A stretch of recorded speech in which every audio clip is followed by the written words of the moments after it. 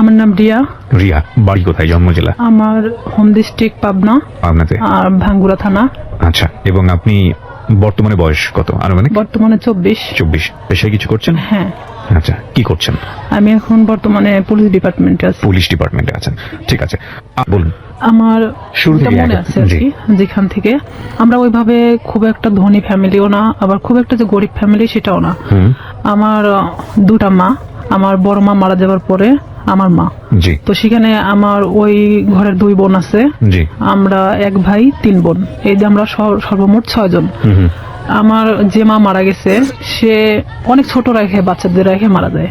তো সেখানে আমার মাই তাদেরকে লালন পালন করে। আমরা কখনো বুঝতে পারি নাই যে তারা আমার সৎ বোন। এভাবে এখনো আমাদের এই ফ্যামিলিটা এভাবেই আছে। আমার বাবা কি করতেন? আমার বাবা কৃষক। আমরা যখন ছোট ছিলাম তখন আমার বাবা রিক্সাও চালাতো। তো সেখানে আমরা সার্ভিস লাইফে 3 জন আছি, আমি, আমার ছোট বোন আর আমার ভাই। 3 জনই আমরা পুলিশ ডিপার্টমেন্টে আছি। আমি বলি গর্বের বিষয় যে আমার বাবা একজন কৃষক কিংবা রিক্সা চালক হিসাবে আমাদেরকে যেখানে নিয়ে আসছে, এটা অনেক বড় বিষয়। নিশ্চয়ই। আমার বাবা অন্যের জমি চাষ করতো, অন্যের জমি লিজ নিত, বর্গা নিত, নিয়ে চাষ করে আমাদের জীবনটা এভাবেই চলতো। কিন্তু কখনো আমরা যে 5 বোন 1 ভাই, আমার বাবা কখনো অন্যের কাছে হাত পাততে দেয়নি। আমরা যতটুকুন পাইতাম কখনো আমরা বুঝি নাই অভাবটা, কারণ আমাদের বুঝতে দিত না। যে ঈদের সময় আসলে আমাদেরকে সবাইকে যেভাবেই হোক না কেন ড্রেস দিত। দেখা যেত আমার যে বড় বোন ছিল তাকে ড্রেস দিতেই হবে। তো আমি না এরকম আগে থেকেই ভাবতাম আমার বাবা তো আসলে একজন কৃষক, সে আমাকে ঈদে দিলে পরের ঈদে হয়তো অন্যজনকে দিবে। কিন্তু আমার বড় বোনের মধ্যে এটা ছিল না। কিন্তু ও মানুষ হিসেবে খুব ভালো একটা মানুষ। কিন্তু সেখানে আমার ভাই তো বড় ছিল, আমাদের 3 বোনের বড় ছিল। ভাই তো ইচ্ছা করলে কিছু করতে পারতো, কিন্তু সে একটা অন্যরকম কোয়ালিটির। তার সাথে কখনো কথা বলা যেত না, রাগান্বিত, সে যেটা ভাববে সেটাই। তো এরকম দেখা গেল যে সে যখন এসেছে পরীক্ষা দেওয়ার পরে সে ফেল করে, কারণ অন্যরকম বন্ধু বান্ধবের সাথে মিশতো, বিভিন্ন করতো। তো বাবা অনেক করতো যে আমার তো একটাই ছেলে আর ভবিষ্যৎ প্রজন্ম তো আমার এটাই। আমার বাবা দেখা যেত আমার ওই 2টা বোনকে বিয়ে দিয়ে দিছে, আমার বড় মায়ের, আর আমার বোন যেটা বড় তাকেও বিয়ে দিয়ে দেয়। তো দেখে আমার চাচা কিংবা আমার ফুপারা সবাই মিলে ভালো ভালো দেখে বিয়ে দিচ্ছে। দেওয়ার পরে তো এখন থাকলাম আমি। আপনার বয়স কত তখন? তখন আমার বয়স 13 বছর। আচ্ছা। তখন দেখা যেত বিভিন্ন সময় আমাকে বিভিন্ন ছেলেরা দেখতে আসতো, কিন্তু এটা আমি পছন্দ করতাম না। আমার চিন্তা ভাবনা ছিল পড়াশোনা করব, আমি নিজের পায়ে নাও দাঁড়ালে আমি একটা ম্যাচিউরড হওয়ার পরে বিয়ে করব, এরকম আমার চিন্তা ভাবনা ছিল। তো সেখানে দেখা যাচ্ছে যে আমার চাচা চাচিরা যারা আছে আমাদেরকে নিয়ে অনেক রকম কথা বলতো, কারণ তাদের 2 ছেলে 2 মেয়ে, 2 ছেলেই শিক্ষিত, 2টা মেয়ে শিক্ষিত। তো সেখানে তাদের চেয়ে আমরা একটু হলেও নিমছিলাম, কারণ আমার বাবা যখন ছোট ছিল তখন আমার চাচাকে সেই বিয়ে পর্যন্ত সেই পড়াইছে। আমার বাবা ছোট ছিল তারপরও তাকে পড়াইছে আমার বাবা। তো সেখানে আমার ভাইকেও অনেক বোঝানো হয়, সে পড়াশোনা বাদ দিয়ে দেয় অলরেডি, যা তার ভালো লাগে না। যে ভালো লাগে না তুমি কিছু একটা করো, আমার বাবার কথা যে কিছু একটা করো, কারণ তোমাকে আমি কত বছর বসায় রাখে খাওয়াবো। আমার ভাই বলে যে আমি কিছু করতে পারবো না, সে একদম চাচাছুলা কথা বলে, বিভিন্ন সময় মাকে মারতে যায়। এক কথায় যে সে অন্যরকম একটা কোয়ালিটির মানুষ। সবার বড় ছিল উনি? হ্যাঁ। উনি কাজ করছে, এগুলো করে, বন্ধু বান্ধবের সাথে মেশে। ও যেখানে 16-17 বছর বয়স, আর ও যাদের সাথে মিশতেছে তাদের 25-26 বছর বয়স। আইসে দেখা যেত কেউ কথা বললে তারাই মারতো ধরে। যেহেতু আমরা ছোট ছিলাম, আমার 5 বোনের মধ্যে আমি সবসময় রুখে দাঁড়াতাম। তো আমি বলতাম কেন তুমি মাকে মারতে যাবা, দোষটা তো তুমি করছো, তুমি পড়াশোনা করো না, তুমি বন্ধু বান্ধব নিয়ে আড্ডা দাও। তার কথা যে আমি কেন এই কথাগুলো বলবো। তার ইচ্ছা বাবা থেকে টাকা যাচ্ছে, ওকে দিতে হবে। নেশা করতো না, কিন্তু তাস খেলতো, এটা খেলতো, সেটা খেলতো। আমার বাবা যখন দিত না তখন দেখা যেত যে ও বিভিন্ন সময় মাঠ থেকে নিয়ে যেত, মাকে জোরপূর্বক ভাবে মাঠ থেকে কারাছেড়া করে নিত, এরকম। তো আপনি লেখাপড়া করছিলেন নাকি? আমি তখন স্টাডিং রানিং এ আছি। কোন ক্লাসে পড়ছিলেন? আমি তখন 6-7 পড়ছেন। আচ্ছা। আমার ভাই প্রতিনিয়ত আমাকে দেখতে পারে না। ও যদি খাইতে বসে সেখানে যদি আমি যাই, ও ওখান থেকে উঠে চলে যাচ্ছে, কিংবা ভাতের প্লেটটা আর যদি ফেলে দিল। আমি যদি কারোর সাথে কথা বলি দেখা যাচ্ছে সেটা নিয়ে এসে বাড়িতে তিলকে তাল বানানো হচ্ছে। বিভিন্ন যেটা ধর্তব্য তুল্যের মধ্যে বলাই চলে না। অলওয়েজ সময় আমার দোষটা খুঁজে বেড়াতো, কারণ আমি সবসময় প্রতিবাদী ছিলাম। আমি আমার বাবার পক্ষে ছিলাম, আমার মার পক্ষে ছিলাম। আমার বাবা যখন কৃষক, উনি যখন মাঠে কাজ করতো আমি হেল্প করতাম। বর্ষার শেষে আপনার রসুন, পেঁয়াজ এগুলো অনেক কিছু গাড়া হয়। তো সেই সময় আমি আমার বাবার সাথে গিয়ে আমি ওই পেঁয়াজ রসুন গুলো আমি কাটতাম, মানে দিনের পর দিন এভাবে আমি জমিতে কাজ করতেন? হ্যাঁ, জমিতে কাজ করতাম। তো এলাকার সবাই বলতো যে এটা যদি অমুকের মেয়ে না হয় ছেলে হতো ভবিষ্যতে অনেক কাজ হতো। তবে আমি পুলিশ ডিপার্টমেন্টে আসার আগে থেকে আমার স্বপ্ন ছিল যে আমি পুলিশ ডিপার্টমেন্টে জব করব। এটা কেন আপনার স্বপ্ন ছিল? এটা জানি না কেন, নয় যে আমি ছোট থেকে অনেক লম্বা ছিলাম, গ্রামের মানুষ সবাই আমাকে সেনাবাহিনী বলে ডাকতো। তো সেখানে দেখা যেত আমার মধ্যে সেই সময় থেকেই একটা জিনিস কাজ করতো যে আমি একটা ডিফেন্সে জব করবো। ডিফেন্সে জব করবেন? আচ্ছা। হ্যাঁ, এটা আমার মধ্যে ইচ্ছা ছিল তখন থেকেই। তো সেখানে আমি যখন বাবার দিকটা দেখতে গেলে আমার পড়াশোনার দিকটাকে একটু হলেও পিছিয়ে যেতে হয়। শুক্রবার সারাদিন আমি আমার বাবার সাথে কাজ করতাম। সে ধান নিয়ে আসতো, আমি তার বোঝা উঠায় দিতাম মাথায়, যে মানে অনেক দূরে, আমার বাড়ি ছেড়ে না হলে 1-1.5 কিলো দূরে। অথচ আমার ভাই কখনো কাজ করতো না। আমার 5 বোনের মধ্যে আমি মানে সবচেয়ে একজন প্রিয় মানুষ ছিলাম। ওকে। আবার নিরীহ একটা বাচ্চা ছিলাম। তো এর মধ্যে আমি যখন আমি উঠি 7-এ ওঠার পরে তখন আমি হ্যান্ডবল খেলাতে নাম দিই স্কুলে। তো স্কুলে যখন আমি হ্যান্ডবলের নাম দেই তখন সেখানে আমি এসএসসি পর্যন্ত খেলাধুলা যখন করছি তখন আমি কিন্তু রাজশাহী বিভাগ পর্যন্ত খেলছি। ওরে বাবা! আমার ইচ্ছা ছিল যে আমি একসময় খেলোয়াড় হব। আচ্ছা। তো এখান থেকে আমার এক বেস্ট ফ্রেন্ড ছিল রূপা। রূপার বাড়ি আর আমার বাড়ি 2 বাড়ি পরে। তো রূপার সাথে আসলে কেউ মিশতো না, কারণ ওর বাবা নিজে থেকে ওকে গানের জগতে ঠেলে দেয়। গান তো দূরের কথা, ওকে নিয়ে মানে এক ধরনের দেহ ব্যবসা না করানো হয়, ওর বাবা নিজেই করাতো, যেটা ওর পছন্দ ছিল না। ও আমার সাথে ডিসকাস করতো। এই জিনিসটা আমার ভাই আরো মানে নিতে পারে না, যে কেন আমি রূপার সঙ্গে মিশি। কিন্তু রূপা আমি একই ক্লাসে একই সাথে পড়াশোনা করতাম।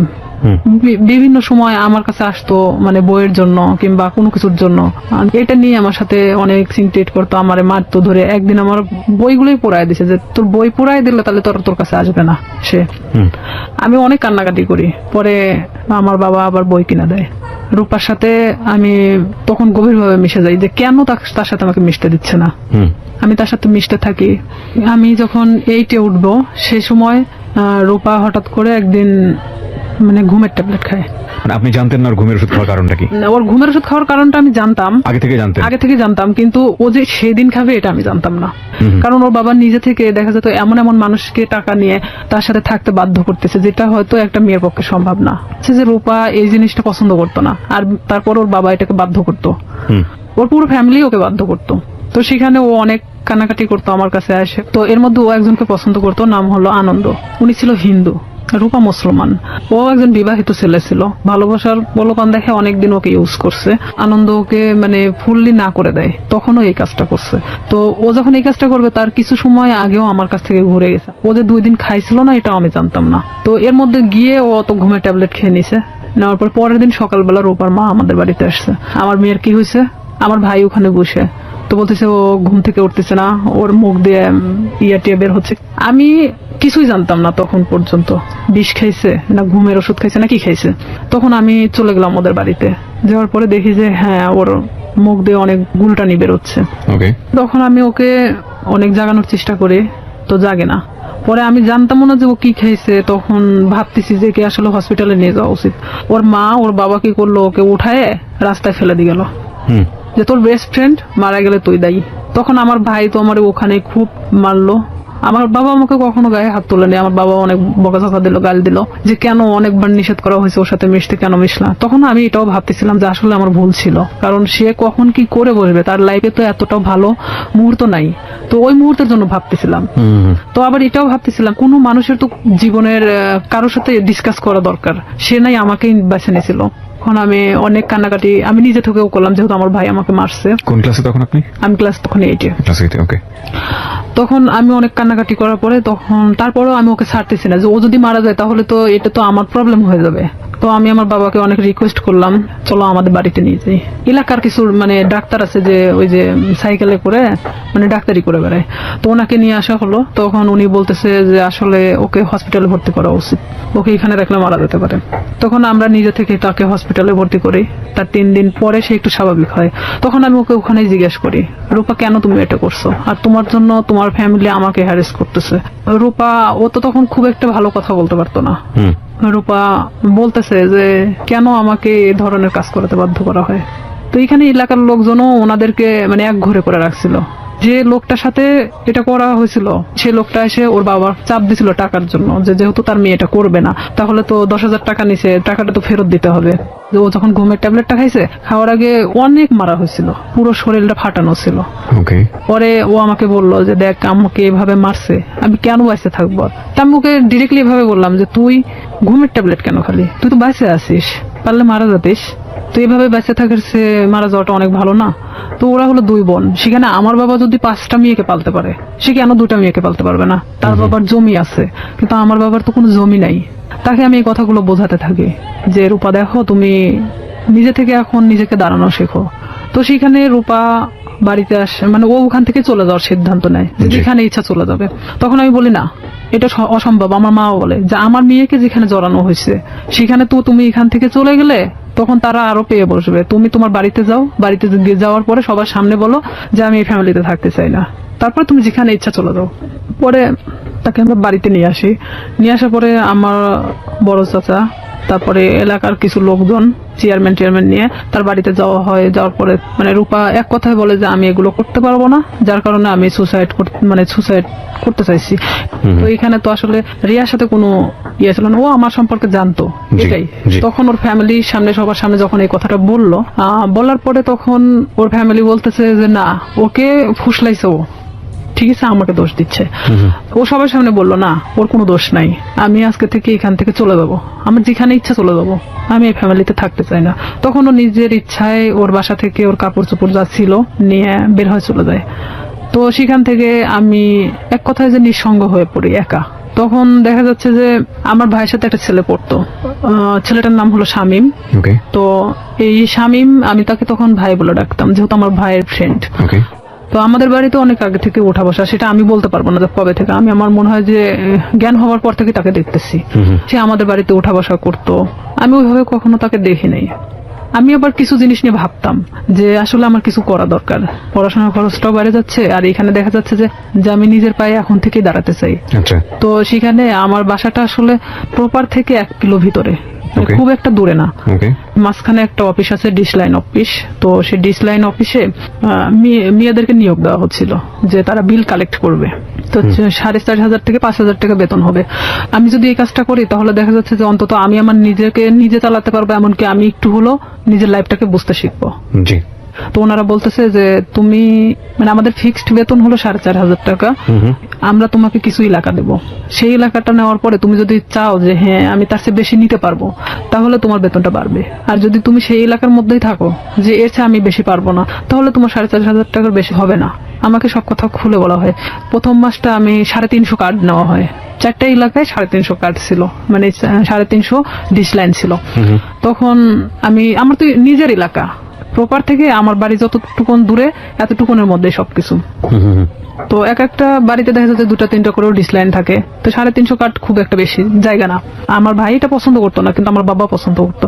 তো সেখানে আমি যখন এই কার্ড নিয়ে প্রথম বাড়ি বাড়ি যাই, তাদেরকে আমি বলে আসি যে দেখেন আমি তো প্রত্যেকদিন আসতে পারবো না, হয়তো একটা এলাকায় আমি একদিন করে ঢুকবো, আপনারা একটু টাকাটা রাইখে দিয়েন, বেশি তো না, 100 টাকা করে রাইখে দিয়েন, আমি আসে নিয়ে যাব। তো আমি এভাবেই যখন বিল কালেক্ট করতে থাকি, আমার দেখা যেত যে মাসে 2-3 দিন বের হলেই হয়ে যেত। আমি ইচ্ছা করলে আরো মানে জায়গা নিতে পারি। ডিশ লাইনে আপনি মেয়ে হয়ে বিল কালেক্ট করতে? আমাদের ওখানে সবাই মানে মেয়েরা করে। আচ্ছা, ওকে, খুব ভালো। তো হ্যাঁ, তো আমি আমার স্কুল শেষ করে আমি যখন হাঁটে আসতাম ওই এলাকা দিয়ে, তখন আমি ওই বিল কালেক্ট করতে করতে চলে আসতাম। এটা শামীমের বাড়ির মধ্যেও পড়ছে আমার এলাকাটা। তখন শামীমের বাসা তো ওই ডিশ লাইনের অফিস থেকে 200-300 গজ দূরে হবে। একদিন হঠাৎ করে শামীম আমাদের বাড়িতে আসে। সম্পর্কে কি হতো আপনাদের? সম্পর্কে আমার ভাইয়ের বন্ধু। আপনার ভাইয়ের বন্ধু হতো? হ্যাঁ, ওইভাবে চিনা, কিন্তু আমি কখনো কথা বলতাম না। হঠাৎ যদি কথা বলতাম মানে ভাইয়া হিসাবে কথা বলতাম। সে আমার 10 বছরের সিনিয়র ছিল। উনি আমাকে একদিন এসে খোঁজ করে আমার মার কাছে। মাকে এসে বলতেছে যে রিয়া কোথায়? তো আমার মা বলতেছে ভিতরে আছে। এখন আমাকে ডাক দিল, আমি আসলাম। তো বলতেছে যে তোমার নাম্বারটা দেওয়া যাবে? তো বললাম কেন? আমার মার সামনে বলতেছে। তো বললাম কেন? তো বলতেছে যে আসলে আমার তো 2 মাসের বিল দেওয়া হয় নাই, তো আমি তো এই মাসেও দিতে পারবো না, তো যখন দিব তখন তোমাকে আমি ফোন দেবো। তো বললাম ঠিক আছে। যেহেতু ভাইয়ের বন্ধু, সেখানে তো আমি কখনো এ ধরনের কোনো কিছুই ভাবি নাই। তাকে নিয়ে আমাকে যেদিন নাম্বারটা নিয়ে গেছে তার পরের দিন রাত্রে ফোন দেয়। এটা হলো 2007 সালের ঘটনা। আমি তখন ক্লাস 8 এর শেষের দিকে। আমি ফোনটা রিসিভ করলাম। রিসিভ করার পরে সে কথা বললো না। আর আমি ওনার নাম্বারটা চিনতামও না, হুম, কথা বলে না। তো 2-3 বার আমি ফোনটা রিসিভ করলাম, রিসিভ করার পর তখন রাত 12টা বাজে। আর 2007 সালের ওদিকে 12টার পরে যে 25 পয়সা মিনিট ছিল, হুম, তো সেই সময় ও আমারে ফোন দিত। তো ফোন দিত, আমি কথা বলি যে কে কে এরকম বলতাম। আর তখন ওইভাবে আসলে ব্ল্যাক লিস্ট এটা সেটা বুঝতামও না, জি, তো ওইভাবে তো ফোনটা ব্ল্যাক লিস্টও করতে পারতেছি না। এখন আমি তো বারবার বলতেছি কি আপনি কথা বলেন না কেন, তো হঠাৎ করে অন্য একটা নাম্বার থেকে ফোন দিছে। তো এখন বলতেছে রিয়া আমি শামীম। আমি বলতেছি কোন শামীম? তো বলতেছে যে তুমি আমাকে চেনো না? আমি বললাম না। তো আমি তখন বুঝতে পারছি যে শামীম বলতে তো উনি হবে। হুম, তো আমি বলতেছি না আমি তো ঠিক চিনলাম না, আপনি কে? তো বলতেছে যে আমি তোমার ভাইয়ের বন্ধু। তো আমি বললাম, হ্যাঁ বলেন, তো এত রাত্রে ফোন দিচ্ছেন কেন? তো বলতেছে যে তোমার সাথে আমার কিছু কথা ছিল। তা আমি বললাম ঠিক আছে বলেন, সমস্যা নেই। তো বলতেছে যে তোমারে কেউ একজন পছন্দ করে। তো আমি জানতাম, আমার এক ক্লাসমেট ছিল, ওর নাম ছিল হামিদুল। তো ও আমাকে এর আগে ঠিক 4-5 দিন আগে ও আমাকে মানে প্রপোজ করে, যেটা আমি অ্যাকসেপ্ট করি না। না করাতে তো আমি ভাবলাম যে ওরই বাড়ির পাশের, আবার ভাবলাম যে হয়তো ওকে ওই কথাটা বলছে যার কারণে আবার আমাকে এটা জানাচ্ছে। তো আমি বলতেছি আমি জানি যে কে। তো বলছে কে? তো বললাম হামিদুল। আমি ওকে পছন্দ করি না, ওকে নিষেধ করে দিন, ও যেন আমাকে এ ধরনের মানে প্রস্তাব আর না দেয়। তখন বলতেছে আমি তো এটা জানতাম না যে হামিদুল তোমাকে পছন্দ করে। আমি বলতেছি তাহলে আপনি কার কথা বলতেছেন? তো বলতেছে যে আমি আমার নিজের কথাই বলছি। সে ডিরেক্টলি এভাবে বলতেছে যে আমি আমার নিজের কথাই বলতেছি। সে যখন এইভাবে বলতেছে যে আমি আমার নিজের কথা বললাম, তখন আমি এক মুহূর্তের জন্য চুপ হয়ে গেছি যে সে কি বলে, এটা কি আদৌ সম্ভব যে আমার ভাইয়ের বন্ধু, তারপরে আমার চেয়ে 10 বছরের সিনিয়র। তো আমি সেখানে না বলে দিই যেটা ভাই কখনোই সম্ভব না, কারণ আপনি বলা চলে যে একটা বড় ফ্যামিলির ছেলে, সেখানে আমি কিন্তু এটাতে রাজি না, আপনি অন্য কোথাও দেখতে পারেন। আমি ডিরেক্টলি ভাবে বলে দিলাম, কারণ তখন পর্যন্ত আমার মধ্যে ইচ্ছা ছিল যে আমি শুধুমাত্র বড়ই হব, নিজের লাইফে এমন কিছু করব যেটা হয়তো সবার কাছে আমি উঁচু গলায় বলতে পারবো যে আমি লাইফে এত কষ্টের পরেও এখানে এসে দাঁড়াইছি। তো সেখানে ওর সাথে আমি ওখানেই শেষ করে দেই কথা। শেষ করে দেওয়ার পর আমি ওকে বলি যে আপনি আমাকে কখনো ফোন দিবেন না, আর যদি ফোন দেন তাহলে কিন্তু আমার ভাইকে বলে দেব।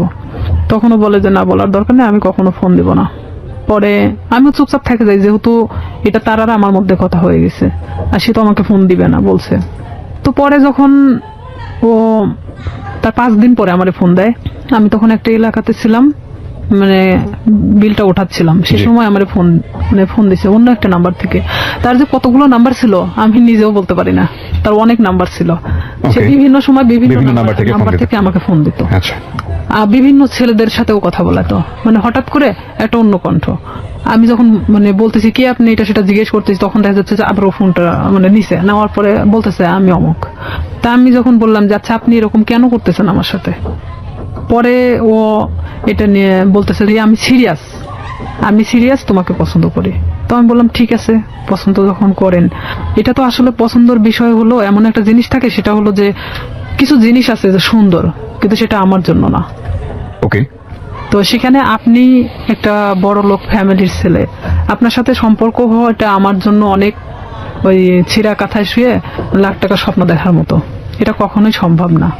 পরেও আমাকে বলে যে না আমি সত্যি সিরিয়াস বলতেছি, আমি তোমাকে খুব পছন্দ করি। পরে আমি পুরোপুরি সিম কার্ডটাই চেঞ্জ করে দিই, যে তার সাথে সম্পর্ক করা আমার মোটেও পসিবল ছিল না, এটা তো অসম্ভব একটা জিনিস।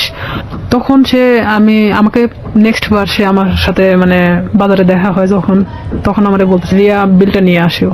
তো তখন আমি বলি যে এখানেই দিয়ে দেন, আমি তো এখানেই আছি, কার্ডটা আমার সঙ্গেই আছে, আপনি এখানেই দিয়ে দেন। তো বলতেছে না আমার কাছে তো এখন টাকা নেই, বাসায় যেয়ে নিয়ে আসো। তো আমি তো জানি বাসা তো এমন একটা জিনিস যেখানে সবাই থাকে, বাবা মা ভাই বোন সবাই তো আছে। ওকে, তখন ওনার 3 মাস পেন্ডিং ছিল, যে বিলটা উনি দিচ্ছিল না, ইচ্ছাকৃত ভাবেই সে দিচ্ছিল না। পরে আমি যখন ওর বিলটা আনতে যাই, তো আমি এরকম দরজার সামনে, ওদের রুমটা হলো বেলকুনির সাথে যে দরজাটা আছে, এটা হলো ওর ঘরের রুম, মানে ঘরের যে দরজাটা এটা, আর ভিতর দিয়ে একটা দরজা আছে যেটাতে ওর মা বাবারা ওই পাশ দিয়ে বের হয় সবসময়, আর ও এই পাশ দিয়ে বের হয়। তো আমি তো এখানে গিয়ে দাঁড়াইছি, দাঁড়ানোর পরে আমি যখন নক করি ও বের হয়ে আসে। বের হয়ে আসার পরে তখন আমি কার্ডটা বের করে বললাম যে ভাই বিলটা দেন। তখন আমি জানতাম না ওর বাসায় লোক ছিল না। বিরতি নেব প্রিয় শ্রোতা। এই পর্যায়ে আমরা ছোট্ট একটা বিরতি নিচ্ছি, মাত্র 4 মিনিটের বিরতি। আপনারা শুনছেন close of presence hello 8920 ABC radio FM 89.2 তে। আমি আরজি কিবরিয়া রয়েছে আপনার সঙ্গে, এবং রিয়া আজকে তার জীবনের গল্প এখানে বলছে। রিয়াকে দেখার জন্য বা কোনো কমিউনিকেট করার জন্য, কিছু বলার জন্য আপনারা আসতে পারেন আমার ফেসবুক পেজে। ফেসবুকের ঠিকানা www.facebook.com/kibria.rj। আমি আবারও বলছি www.facebook.com/kebria.rj। পেজটি আছে RJ Kibria. Man please like this page. ফিরে আসছি ঠিক 4 মিনিট পর। আসলে এখানে আরেকটা বিষয় যে ওর 6 বোন, 6 বোনই প্রাইমারি স্কুলের টিচার।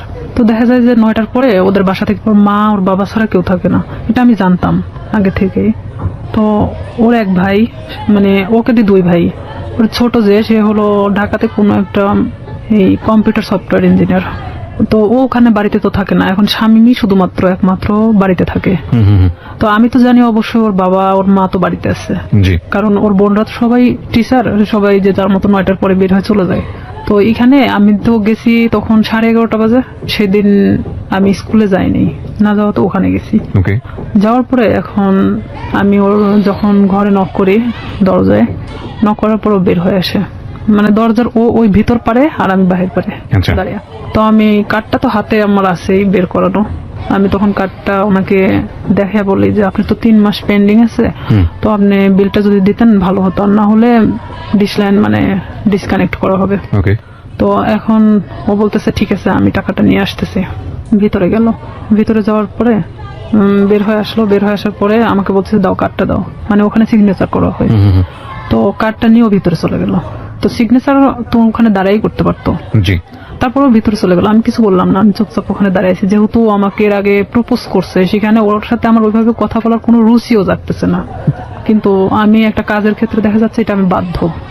তো সেখানে আমিও চুপচাপ দাঁড়াই আছি। ও ভিতর থেকে আসলো, ভিতর থেকে কার্ডটা রেখে আসছে। তাই আমি বলতেছি ভাইয়া কার্ডটা তো রেখে আসলেন, কার্ডটা নিয়ে আসেন। তো বলতেছে যে আসে নিয়ে যাও। ভিতরে এসে বলতেছে এসে নিয়ে যাও, এসে নিয়ে যাও। ওকে। তাই বললাম এটা কি ধরনের কথা, আমার কার্ডটার প্রয়োজন নেই, আমি চলে গেলাম। তো এই বলার পরে ওই আমার থাপ্পড় দিয়ে মানে হাতটা চাপে ধরে। তো ওর বাসাটা এমন কোয়ালিটির একটা জায়গায়, যদিও প্রপারের মধ্যে, মানে পাশে একটু ফাঁকা জায়গা আছে, ওর আশেপাশে মানে কোনো বাড়ি নেই। তো এখানে ওদের বিল্ডিং করা বাড়ি, ছাদ ঢালাই, আর ঠিক এরকম একটা কোয়ালিটির যে রুমটা খুব একটা বড় না খুব ছোট না। সেখানে দেখা যাচ্ছে যে থাইটে লাগানো। তো সেখানে যদি ভিতরে থাই গ্লাস গুলো, তো এখানে যদি ভিতরে একজনকে নিয়ে যাওয়া হয় বাহিরে কিছু কেউ শুনতে পাবে না। ও আমাকে যখন হাতটা মানে থাপা দিয়ে মানে এভাবে ধরে ফেলে, তখন আমি মানে ওর দিকে একবার তাকাই। ও কি করলো, আমার বাম হাত দিয়ে মানে আমার মুখটা চাপ দিয়ে ধরে, ধরার পরে এক ধাক্কা দিয়ে মানে ওর ভিতরে দরজার ভিতরে ঢুকাই দেয়। যেহেতু আমি দরজার সামনে দাঁড়িয়েছিলাম, তখন আমি ভিতরে যাওয়ার পর আমি বলতেছি যে আপনি কেন এগুলো করতেছেন, এটা কেন করতেছেন?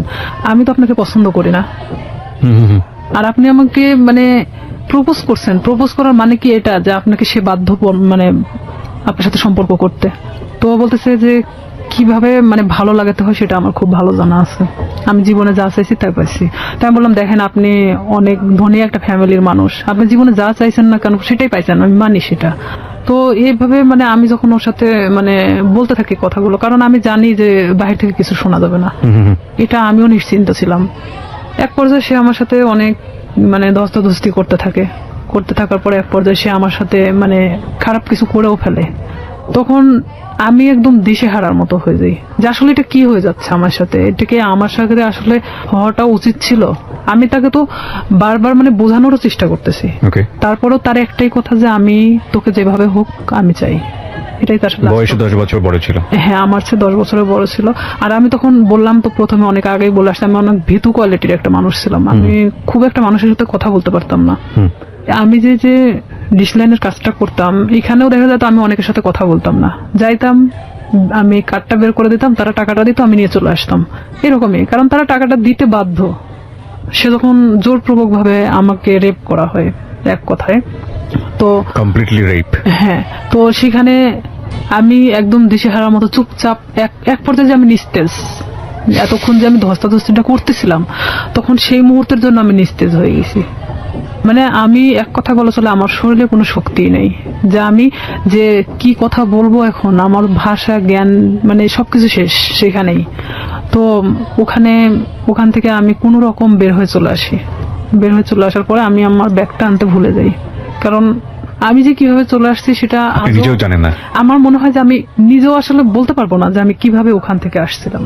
তবে আমার এটাই মনে হয় যে আমি কোনো না কোনো ভাবে বের হয়ে চলে আসছিলাম। তো সেই মুহূর্তে ও আমাকে আটকে রাখার চেষ্টাও করে নাই, আর আমি বের হয়ে চলে আসছি। ও শুধু দরজাটা খুলে দিয়েছে, আমি বের হয়ে আসছি, এটুকুনি। কিন্তু ওখানে যে আমার ব্যাগটা রয়ে গেছে, আমার কার্ডগুলো রয়ে গেছে, মানে এরকম কোনো জ্ঞান আমার মধ্যে ছিল না। কারণ এরকম শট আমি কখনো খাইনি, যেটা ওই মুহূর্তের জন্য পাইছি।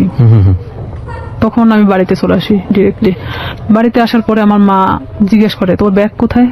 তো এখানে আরো একটা কথা, আমি আরেকজনের সাথে মিশতাম, সে আমার সম্পর্কে ভাগ্নি হয়, সাথী নাম। জি। সে অবশ্য 2013 সালে সুসাইড করছে, মারা গেছে সে। সাথীদের বাড়িতে আমি উঠা বসা করতাম মাঝে মধ্যেই। তো আমি মারা এভাবে বলতেছি, মা আমি মনে হয় সাথীদের বাড়িতে রেখে আসছি, কিন্তু আমি কিন্তু শিওর না। আমি এমনি তাকে বোঝানোর জন্য যে আমি সাথীদের ওখানে মনে হয় ব্যাগটা রেখে চলে আসছি।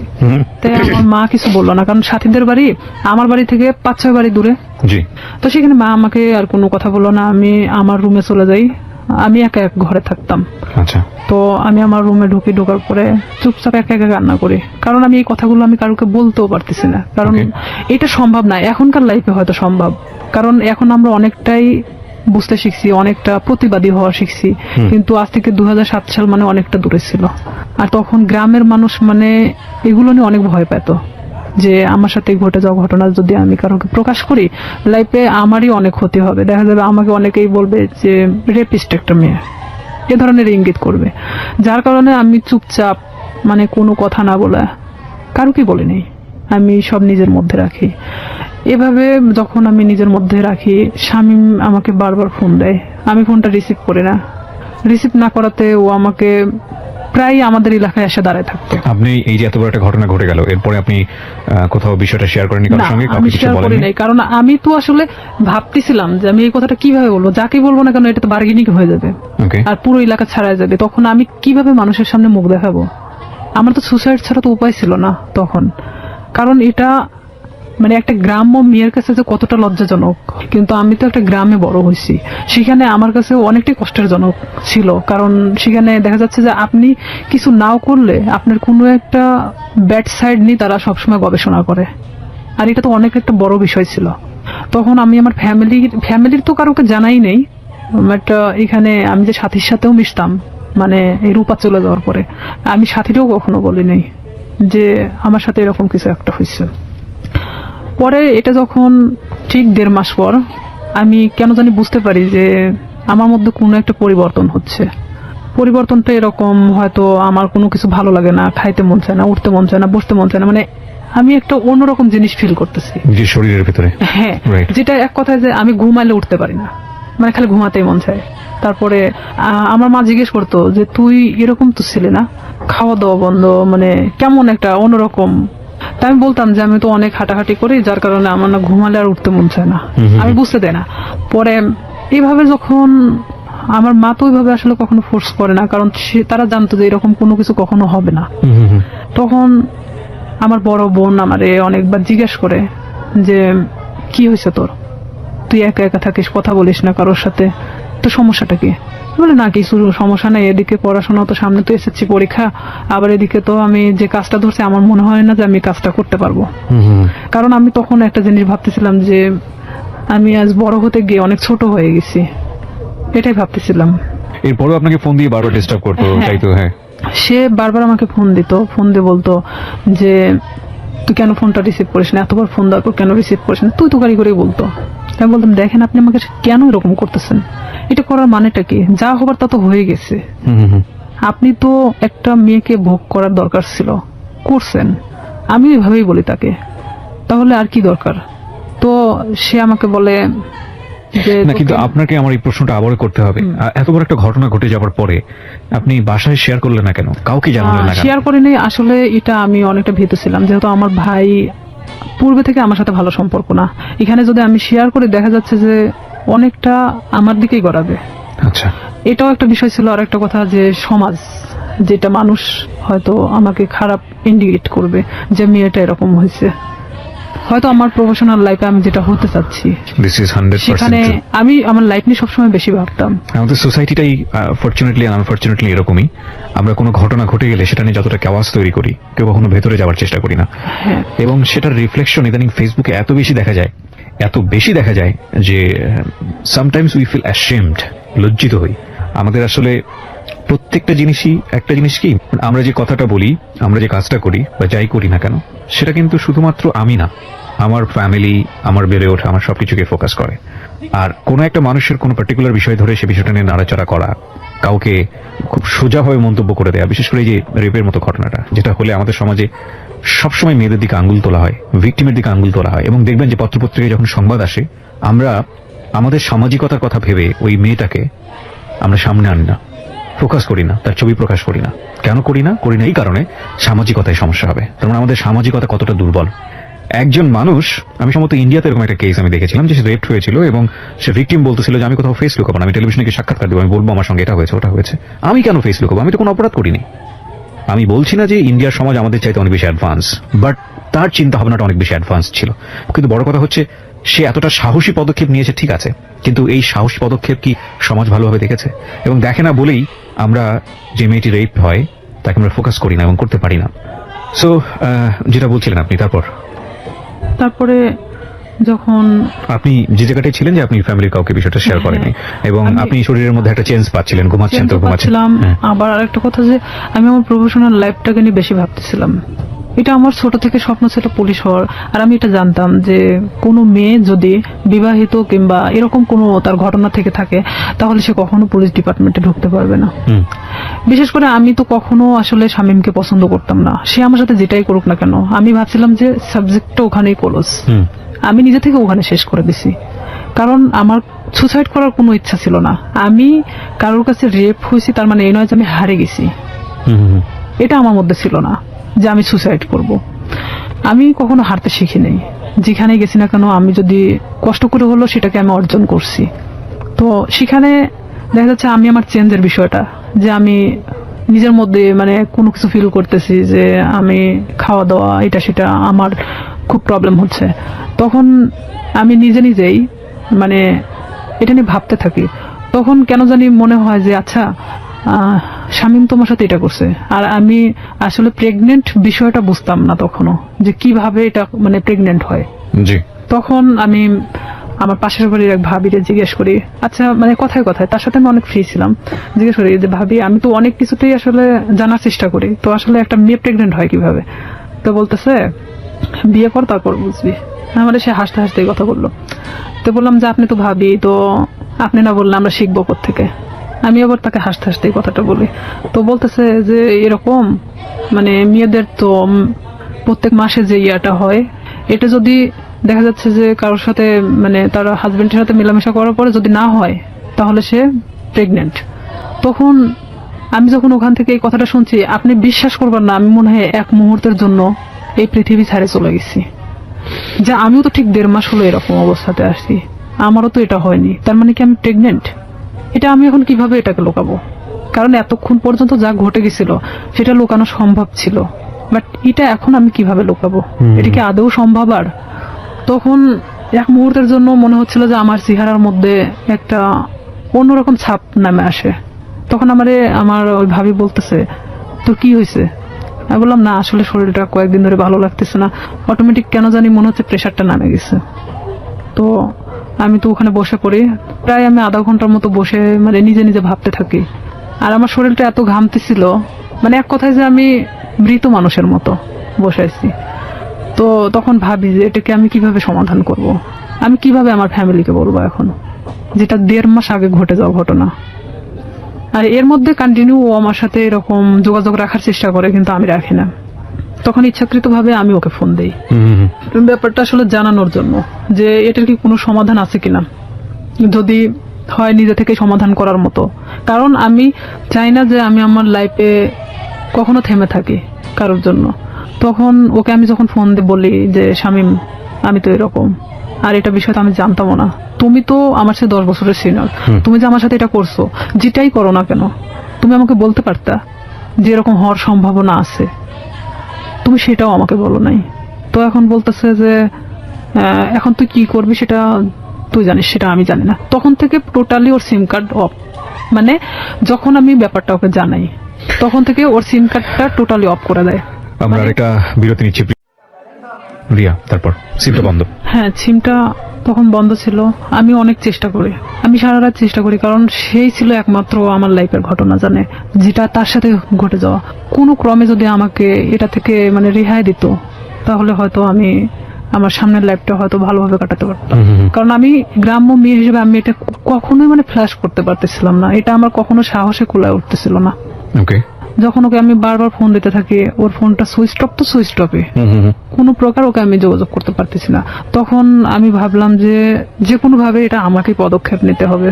তখন পরের দিন সকালবেলা মানে আমি পুরোটাই আনবো না, এক কথায় যে মানে পাগল বলা চলে, আমার মা খাইতে বললো আমাকে। আমি না খেয়ে বের হয়ে গেলাম বাড়ি থেকে।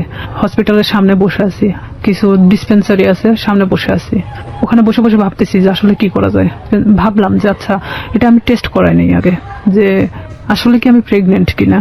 অযথা এটা নিয়ে আমি কেন ভাবতেছি, নিজে পরীক্ষা করে দেখি। জি। তো এখানে যে প্রেগনেন্সি টেস্ট করানোর জন্য আপনার যে টেস্ট টিউব যে কাঠিগুলো পাওয়া যায়, ভাবতেছি যে আমি দোকানে কিনতে গেলে তারা ইভেন কি ভাববে, আমি একটা অবিবাহিত মেয়ে, তো সেখানে আমি কেনই বা ওটা চাইতে যাব।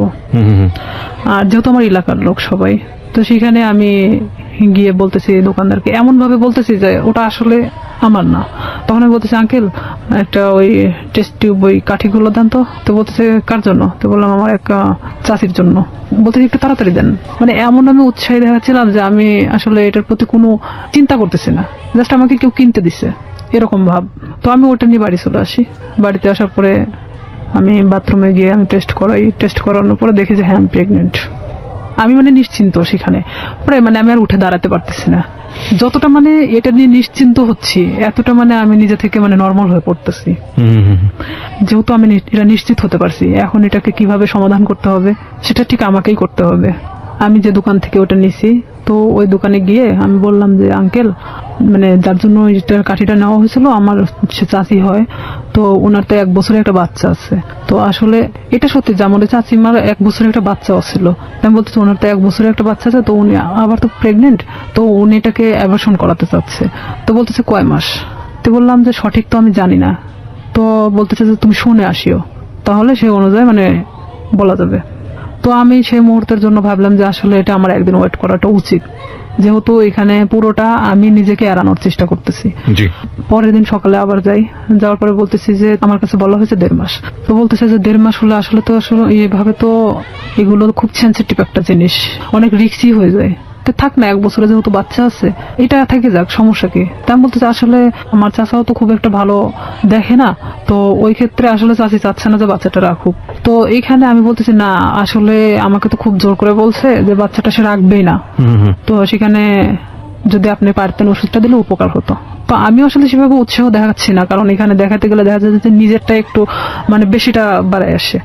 তখন আমি 2-3 বার রিকোয়েস্ট করার পরে তো বলতেছে যে আসলে এটা তো কোনো খুব হাই রিস্ক, তো প্রেগনেন্সি থেকে থাকে তাহলে কি উনি নিশ্চিন্ত? তো বললাম হ্যাঁ নিশ্চিত যে প্রেগনেন্ট উনি। ওষুধ আমাকে দিল, দেওয়ার পর বলতেছে এই ওষুধগুলো ওনাকে 4টা ওষুধই একসাথে খেতে বলবেন, 12 ঘন্টার মধ্যে এটা অ্যাবর্শন হয়ে যাবে, কিন্তু ব্লিডিং হতে থাকবে। এটা কিন্তু ওনাকে ব্লিডিংটা নিয়ন্ত্রণ করার জন্য তাকে কিন্তু ট্রিটমেন্ট নিতে হবে, আমাকে এই কথা বললো। ওকে। আমার চিন্তা যে আমি খাওয়ার পরে যদি অ্যাবর্শন হয়ে যায়, তারপর আমি মারা গেলে যাক, বাঁচি মরি ওটা কোনো সমস্যা হ্যাঁ নেই। আমি তখন চিন্তা করতেছি যে যেটাই হোক না কেন আমি যে কোনো ভাবে বোঝাতে পারবো তাদেরকে যেটা আমার নর্মালি এটা আমার হয়ে গেছে। তখন আমি বাড়িতে চলে আসি। বাড়িতে আসার পরে আমি এই জিনিসটা রাত্রেবেলা খাই। খাওয়ার পরে আমার ঠিক রাত 12টা 12:30টার দিকে আমার পেটে অনেক পেন করে, অনেক ব্যথা করতেছিল। আমি কিছুতে মানে ঠিক থাকতে পারতেছিলাম না। এদিকে আমি তো আমার একা এক রুমে থাকি, আমি অনেক কান্নাও করতেছিলাম, কিন্তু কারোকে আমি বুঝতে দিচ্ছিলাম না তাহলে কতটা কষ্ট পাচ্ছিলাম ওই মুহূর্তের জন্য। তারপরেও আমি বারবার শামীমের ফোন লাগাচ্ছিলাম যে এখনো যদি ওকে আমি ফোনে পাই। ওকে আমি কোনো মতে ফোনে পাচ্ছিলাম না। ওকে ফোনে দিয়ে আপনি কি করবেন? ওকে তো আপনি লাভও মানে করতেন না। আমার রাগ হচ্ছিল প্রচন্ড, যার কারণে আমি ওরা ফোন দিচ্ছিলাম। পরে এভাবে যখন রাত 12টা 12:30টার দিকে আমি বুঝতে পারি যে হয়তো আমার ইয়াটা হয়ে গেছে, তখন আস্তে আস্তে আমার ব্যথাটা কমে আসছিল। আমি যখন বিছানা থেকে উঠে দাঁড়াইছি, আমার পুরো এতটাই ব্লিডিং হয়েছে যে বলা চলে যে অনেকটা কথা বলতে পারতেছি না। পাশের রুমে আমার বড় বোন থাকতো, তো আমার বড় বোনকে একবার ডাক দিলাম, তারা তো গভীর ঘুমে আছে। 2-3 বার ডাক দেওয়ার পরে শোনার পর বলতেছি কি হয়েছে, তো বললাম আমি না খুব অসুস্থ। তা আমি শুধু দরজাটা খুলে দিয়ে চলে আসলাম। আসে আমি মানে কোনো মতে ঠিক থাকতে পারতেছি না, মানে আমার পেটের ব্যথাটা নাই, বাট এত পরিমাণ ব্লিডিং হচ্ছে যে আমার শরীর থেকে বলা চলে যে সব রক্ত বের হয়ে গেছে। পরে আমার বড় বোন, ও তো তখন প্রেগনেন্ট ছিল, পুরো প্রেগনেন্ট, তখন বাচ্চা হওয়ার জন্য আমাদের বাড়িতে আসছিল। আমার যে ব্লিডিং হচ্ছে, মানে এটা তো অনেক নার্ভাস ছিল যে কেন এটা হলো। আচ্ছা আচ্ছা। তখন ও দৌড়ে গিয়ে মাকে ডাকে, মায়ের রুম থেকে মা উঠে আসে, আমার বাবা উঠে আসে, আমার ভাইও আসে। তখন আসে বলতেছে হঠাৎ এরকম কেন হলো। তো এইখানে আমি বললাম আমি জানি না, আমি তো ঘুমাচ্ছিলাম, হঠাৎ আমি এটা মনে হলো যে আমি বাথরুমে যাব, তো ওঠার পরে দেখি যে এই অবস্থা, কিন্তু কেন হয়েছে আমি বলতে পারি না। এই বলার পরে মানে আমি অনেক মানে থরথরে কাঁপতেছিলাম, কারণ আমার শরীরে কোনো রক্ত নাই। তখন আমি মানে আমার মৃত্যুর 1 সেকেন্ড আগে আমি কারোর কাছে ছোট হতে চাচ্ছি না। আচ্ছা আচ্ছা। যে আমি কখনোই যে আমি যে রেপ হয়েছি এই কথাটা আমি কাউকে বলতে চাচ্ছি না, কোনো মতেই না। তখন আমার বড় চাচি আসে, আসার পরে সে বলতেছে যে ওর তো যেভাবে ব্লিডিং হচ্ছে তাতে তো ওকে বাঁচায় রাখা কঠিন হয়ে যাবে। তো আমার মা তো ডিম সিদ্ধ দিল, যে ডিম তো একটা শক্তিশালী জিনিস, দুধ ডিম আমারে খাওয়ানোর চেষ্টা করলো। তো আমি ওই মুহূর্তের জন্য খাইলাম, কারণ ওই মুহূর্তে আর আমার রুচিতে সমস্যা ছিল না, মানে আমার যে একটা খাবার প্রবলেম ছিল এই প্রবলেমটা তখন ছিল না। পরে আমাকে তো হসপিটালে নিয়ে যেতে চাইলো, কিন্তু আমি কোনো মতে হসপিটালে যাচ্ছি না। যে আমি যদি হসপিটালে যাই, আর ওই যে ডাক্তারের থেকে আমি ওষুধটা নিয়ে আসছি, ডাক্তার বলতে ডিসপেন্সারি থেকে, সেই ডিসপেন্সারিটা ছিল ঠিক হসপিটালের গেটের সামনেই। আমার কথা আমার মৃত্যু হয়ে যাক, কিন্তু আমি কখনোই হসপিটালে যাব না। আমি এক কথায় আমার মাকে বলেছিলাম যে না, ওখানে গেলে আমাকে ইনজেকশন দিবে। আমি মানে ওর সিরিঞ্জকে খুব ভয় পেতাম ছোট থেকেই। মা বলতে কি আমার সবাই জানতো যে আমি সিরিঞ্জ অনেক ভয় পাই। আমি বলতেছি না, ওখানে গেলে ডাক্তার আমাকে ধরে ইনজেকশন দিবে, আমি থাকতে পারবো না, আমি মারা যাবো, তার চেয়ে বরং আমি এখানে মারা যাই। আমি কিছুতেই মানে হসপিটালে যেতে ইচ্ছুক না। পরে এর মধ্যে এক ডাক্তারকে নিয়ে আসা হলো, আমার বাবা গিয়ে নিয়ে আসলো। নিয়ে আসার পরে এখনো কিছু বলে নাই যে সেই দিন কি বুঝতে পারছিল কিনা যে আমি কি করছি। সে বলতেছে এটা হঠাৎ করে হওয়ার তো কোনো মানেই হয় না, এটা আসলে টেস্ট করানো দরকার। তখন আমি বলতেছি না, আমি টেস্ট করাবো না। তো বলতেছে কেন? তেমন বলতেছে যে আচ্ছা এটা সিম্পল একটা জিনিস, দেখবা কাল ঠিক হয়ে গেছে। তখন আমার মা বলতেছে তোর প্রবলেমটা কি, তুই কেন এগুলোকে টেস্ট করাতে চাচ্ছিস না? তাই আমি বলছি হ্যাঁ ঠিক আছে টেস্ট করাবো, কিন্তু আমাকে যদি কোনো ওষুধ দেয় আমি খাবো, কিন্তু আমাকে যদি কোনো ইনজেকশন দেওয়া হয় আমি কিন্তু নিব না। মানে তাদেরকে আমি শুধু ইনজেকশনের ভয়টা দেখাচ্ছিলাম। তো বলতেছে আচ্ছা ঠিক আছে। তো এর মধ্যে ওই ডাক্তার যে ব্লিডিং কমানোর জন্য যে ওষুধটা দিয়ে গেছে, এটাতেই আমার অনেকটা কাজ হয়েছে। মানে আমি সকালে ঘুম থেকে উঠে দেখি বলা চলে যে আমার ব্লিডিং নাই, মানে আমার কোনো ব্লাড বের হচ্ছে না। তখন আমি মাকে বললাম মা আমার তো আর কোনো সমস্যা হচ্ছে না, তো আমার তো আর হসপিটালে যাওয়ার দরকার নেই। তো মা বলতেছে যে তাহলে তো ভালো হয়ে যাচ্ছিস, তাহলে এই ওষুধই খা। তো আমি ওইভাবেই প্রায় 1 মাসের মতো আমি অনেকটা অসুস্থ ছিলাম, মানে উঠে দাঁড়াতে পারতাম না, বসতে পারতাম না। তারপরেও মানে আমি দেখাচ্ছিলাম যে আমি অনেকটা সুস্থ, কিন্তু আমি শারীরিকভাবে ভিতর থেকে খুবই অসুস্থ ছিলাম। তখন আস্তে আস্তে যখন আমি আগের পর্যায়ে আবার ফেরত আসি, আমি সবকিছু ভুলে যাওয়ার চেষ্টা করি। কিন্তু শামীম আবারও যখন দেখলো যে আমি স্বাভাবিক ভালো মানুষ, নিজের মতো করে চলতে পারতেছি, তখন ও কি করলো, আমাকে আবার ফোন দেওয়া শুরু করলো। আমাকে আবার ফোন দেয়, আমি তখন এক ধরনের অনেক বকাবাজি করি, তুই আমাকে কখনো ফোন দিবি না। তখন আমি ওকে তুই তুকারি করে কথা বলতাম যে তুই আমাকে কখনো ফোন দিবি না, আর যদি ফোন দিস আমি এই বিষয়গুলো কিন্তু সবাইকে বলে দেবো। তখন ও বলে কি তুই কি বলবি, তোর যে ভিডিও আছে আমার কাছে এটা তুই জানিস। আমাকে ঠিক এইভাবে বলা হয় যে সেদিনকার ঘটনা যে আমার কাছে ভিডিও আছে আমার ফোনে, তুই কি এটা জানিস। আমি মানে ক্রমশ মানে নিজের সাথে মানে যুদ্ধ করতেছি, মনে হচ্ছে আমার মধ্যে একটা গেরিলা যুদ্ধ শুরু হয়েছে। তখন আমি অনেকটা শর্ট হয়ে যাই যে আসলে এটা কি হচ্ছে, আমি কি একটা করে সমস্যা আমি এভাবে সমাধান করবো আর একটা করে সমস্যা আমার সামনে এসে দাঁড়াবে। আমি ওকে বলি যে শামীম এটার বিনিময়ে তুমি কি চাও, আমাকে ভিডিওটা দিয়ে দিতে হবে। তো বলতেছে তার বিনিময়ে আমি যখন যেভাবে চাইবো তখন তোকে সেইভাবে আসতে হবে। আমি বলি এটা অসম্ভব, কারণ আমি যখন অনেকটা কষ্টের মধ্যে ছিলাম, প্রেগনেন্ট ছিলাম, তখন একটা বারের জন্য আমার পাশে এসে দাঁড়াও নাই। আমি এই জিনিসটাকে কিভাবে সমাধান করছি পুরোটা আমার নিজের মতো করে। সেখানে যদি একবারের জন্য ফ্ল্যাশ হতো তখন কি হতো। আসলে এখানে মূল উদ্দেশ্য আর একটা ছিল যে ওকে না পছন্দ করার। ওর অনেক মেয়ের সাথে সম্পর্ক ছিল, যেটা আমি জানতাম, আমার ভাই অনেক সময় গল্প করতো, যার কারণে ওকে আমি অ্যাকসেপ্ট করতাম না। তাছাড়া এত কিছুর মাঝখানে আমি ওকে অ্যাকসেপ্ট করাটাই স্বাভাবিক ছিল, কিন্তু আমি ওর ঘটনা জানতাম যে ও এরকমই মানুষের সাথে করে, যার কারণে আমি ওকে পছন্দ করতাম না। তখন ও বলে কি তুই যদি কালকে সকালে আমার বাসায় না আসিস, আমি তাহলে তো কিন্তু এই ভিডিওটা দেখবি যে কালকে বিকেলবেলা সবার হাতে চলে গেছে। আমি একবার ভাবতেছিলাম যে আমি কি আমার ফ্যামিলিকে কথাটা জানাবো, আবার এটাও ভাবতেছিলাম যে এটা কিভাবে সম্ভব আমি এই কথাগুলো তাদেরকে বলবো। আর আমার লাইফে তো আমার অনেক বড় হওয়ার দরকার, যেখানে আমি থেমে যাবো এখানেই, হয়তো আমার পড়াশোনা হবে না, হয়তো মানুষ আমাকে নিয়ে বিভিন্ন ধরনের কথা বলবে। আমি কিভাবে সম্ভব যে আমি সামনের দিকে আগাবো? তখন সবকিছু নিজেকে যেভাবেই হোক না কেন আমি বলি যে হ্যাঁ আমি তোমার কথা শুনবো, কিন্তু আমাকে ভিডিওটা দিয়ে দিতে হবে, কিন্তু কোনো কপি রাখা যাবে না। তো আমাকে বলে যে ঠিক আছে আমি দিয়ে দিব, কিন্তু কিছুদিন পর, আগে দেখি যে তোমার মতিগতিটা কি। তখন নেক্সট টাইম আমি ওর বাসাতে আরেকবার যাই। যাওয়ার পরে তখন আমি বিভিন্ন কৌশলে চেষ্টা করি ওর থেকে ভিডিও, আমি ওকে বোঝাতে চাই যে আসলে এক পর্যায়ে ওকে আমি পছন্দ করে ফেলছি। তখন ওকে আমি এভাবে বলি যে ঠিক আছে ভিডিওটা আমাকে দেখাও, আমি নিব না, বাট আমাকে দেখাও, প্রয়োজন হলে তুমি আরো ভিডিও করো, সমস্যা নেই, কারণ এখন আমি তোমাকে পছন্দ করি। আমি তাকে ঠিক এভাবে বোঝাচ্ছিলাম যে আমি ভিডিওটা যে কোনো কৌশলে নিতে চাচ্ছিলাম। তখন এক পর্যায়ে ওর বাসাতে আমি 2 থেকে 3 বার যখন যাই, যাওয়ার পরে ওর এক ধরনের হয়তো বিশ্বাস হয়ে যায় যে আমি হয়তো তাকে পছন্দ করি এখন। তখন সে কি করে, ভিডিওটা একদিন আমাকে দেখাচ্ছিল, মানে তো সেদিন ওর বাসাতে ওর মা আছে, কিন্তু আমি পিছন দরজা দিয়ে ঢুকছি, আমাকে কখনো ভিতরে কথা বলতে দিত না। তো ভিডিওটা যখন আমি দেখছিলাম ওর মা তখন মানে রুমে নক করতেছিল, তখন ও আমাকে বলে কি যে তুমি ওই পাশে ওয়ার্ডরোবের ওই পাশে দাঁড়াও, আমি দরজাটা খুলি। তখন ও ঠিক দরজাটা খুলে ওর মার সাথে কথা বলে, ও ফোনটা আমার কাছে রেখে চলে যায়। ওর মার সাথে যখন কথা বলতেছিল তখন আমি ফোন থেকে আমার মেমোরি কার্ডটা বের করে নিই, ও তখন আমি বুঝতে দেইনি, কিন্তু আমি জানতাম না যে ও সেটা কপি করে অন্য কোথাও রাখছে। মানে এটা যে শুধু ওর কাছে একটা না, কপি করে অন্যান্য জায়গাতে বসে রেখেছে। হ্যাঁ, অন্য অন্য ওর মেমোরি কার্ডেও ছিল। কত সালের ঘটনা এটা আপনারা? এটা ওই 2007-এর শেষে 8-এর দিকে। 2007 কিংবা 8 আমি যতদূর জানি যে আইসিটি যে নিয়ম নীতি বা আইন বা অ্যাক্ট সেগুলো কিন্তু হয়নি। হ্যাঁ, আইন সম্পর্কে অতটা আমার ধারণা ছিল না, আর আমি তো অনেক ছোট ছিলাম তখন, সাথে তখন আমি 8-এ পড়ি। রাইট, ওকে। কপিটা নিয়ে আসার পরে আমি, ও তখন যখন মানে ফোনটা দেখছে যে ওর ফোনে মেমোরি কার্ড নাই, তখন আমি চলে আসার পরে দেখছে যে ওর ফোনে মেমোরি কার্ড নাই। তখন আমারে বলতেছে যে তুমি কি মনে করো নিজেকে খুব চালাক? আমাকে এভাবে বলতেছে। আমি বললাম কেন? তো বলতেছে যে তুমি মেমোরি কার্ডটা খুলে নিয়ে গেছো। আমি বললাম যে আমি তখন ঠিক এভাবেই বলি, আমি এটার অপেক্ষাতেই ছিলাম। তো বলতেছে তুমি, তোমার ধারণা কি করে হলো যে আমার কাছে একটা থাকবে? আমি যেটা তোমাকে দেখাচ্ছিলাম সেটা কপি ছিল, আমাকে এইভাবে বললো। ওকে, সত্যি সত্যি ভিডিওটা করেছিল? হ্যাঁ ছিল। ওকে। তারপরে আমি ওটা নিশ্চিন্ত হওয়ার জন্য দেখলাম, এই মেমোরি কার্ডটা আমার ফোনে তুললাম, তুলে দেখি যে হ্যাঁ সেই দিনের যে ধস্তাধস্তি ঘটনাটা ছিল সেটাও পুরোটাই ওর প্ল্যান মাফিক ছিল। ওকে। তখন ওর ফোনটা যে ওর ওয়ার্ড্রোপের উপর মানে ভিডিও হচ্ছে এটা আমি জানতাম না তখনকার জন্য। তখন আমি যখন মেমোরি কার্ডটা বাথরুমের মধ্যে ফেলে দেই, ফেলে দেওয়ার পর আমি ভাবি যে এটা নিশ্চিন্তে শেষ।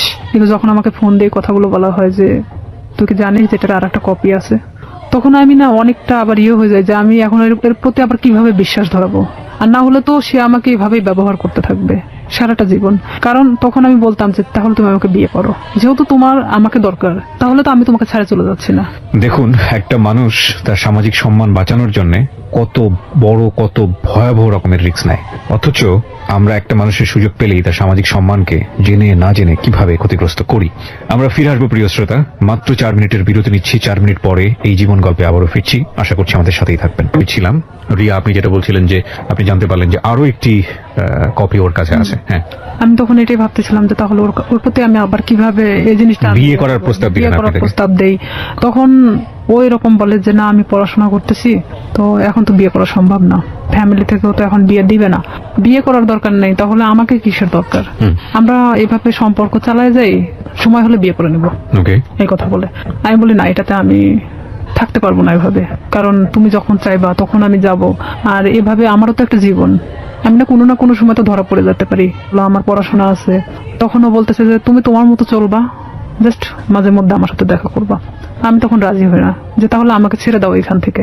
তো ও বলে কি যে তুই যদি এখান থেকে বের হওয়ার চেষ্টা করিস তাহলে একটাই কথা বলবো, তোর ছোট বোন আছে, তার সাথেও ঠিক একই ঘটনা ঘটবে, আমার যে ছোট। তখনও কি ওই শামীম কি আপনার বড় ভাইয়ের ফ্রেন্ড হিসেবেই আছে? হ্যাঁ, তখনও আছে। তো আমার ফ্যামিলি তো তখনও জানতো না যে তার সাথে আমার সম্পর্ক এরকম চলতেছে। তখন ঠিক 1 বছরের মাথায় এসে আমার ফ্যামিলি জানা যায়।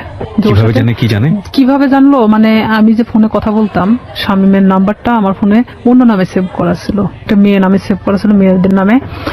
আমি ফোনটা রেখে গোসল করতে যাই, আমাদের তো বাড়িটা নদীর পাশে, তো নদীতে গোসল করতে যাই, তখন আমার বড় বোন ফোনটা দেখতে দেখতে শামীমের নাম্বারটা, মানে সে দেখে ভাবে যে এই নাম্বারটাও সম্ভবত আমার ভাইয়ের ফোনেও দেখছে। আচ্ছা। তখন আমার বোন এই নাম্বারটা নিয়ে এসে তার সাথে মানে অ্যাড করে। ওকে। আর এই নাম্বারটা এখানে একটা মেয়েদের নামে সেভ করা, তার মানেটা কি? তখন আমার বোনের মানে অলরেডি বাচ্চা হয়ে গেছে, 7 দিন না 8 দিন বয়স। তো সেখানে ও যখন ভাইয়ের সাথে ডিসকাস করে এই বিষয়টা নিয়ে যে এই নাম্বারটা কার, তখন দেখছে যে এটা শামীমের নাম্বার। তখন আমি যখন বাড়িতে আসি গোসল শেষ করে চেঞ্জ করার পরে আমার ভাই আমাকে ডাকে। সে কিন্তু আমার সাথে কথা বলে না, ডাকতে বলতেছে যে এই নাম্বারটা কার। তখন এক পর্যায়ে আমি মনে চমকে উঠি, প্রশ্ন করতেছে কেন। তখন আমি না চুপ মেরে তাকায় আছি। তখন বলতেছে যে নাম্বারটা কার। তো আমি বলতেছি শামীমের। তো বলতেছে যে শামীমের নাম্বার তোর ফোনে কেন? বুঝলাম তোর ফোনে আছে, কিন্তু অন্য একটা নামে কেন?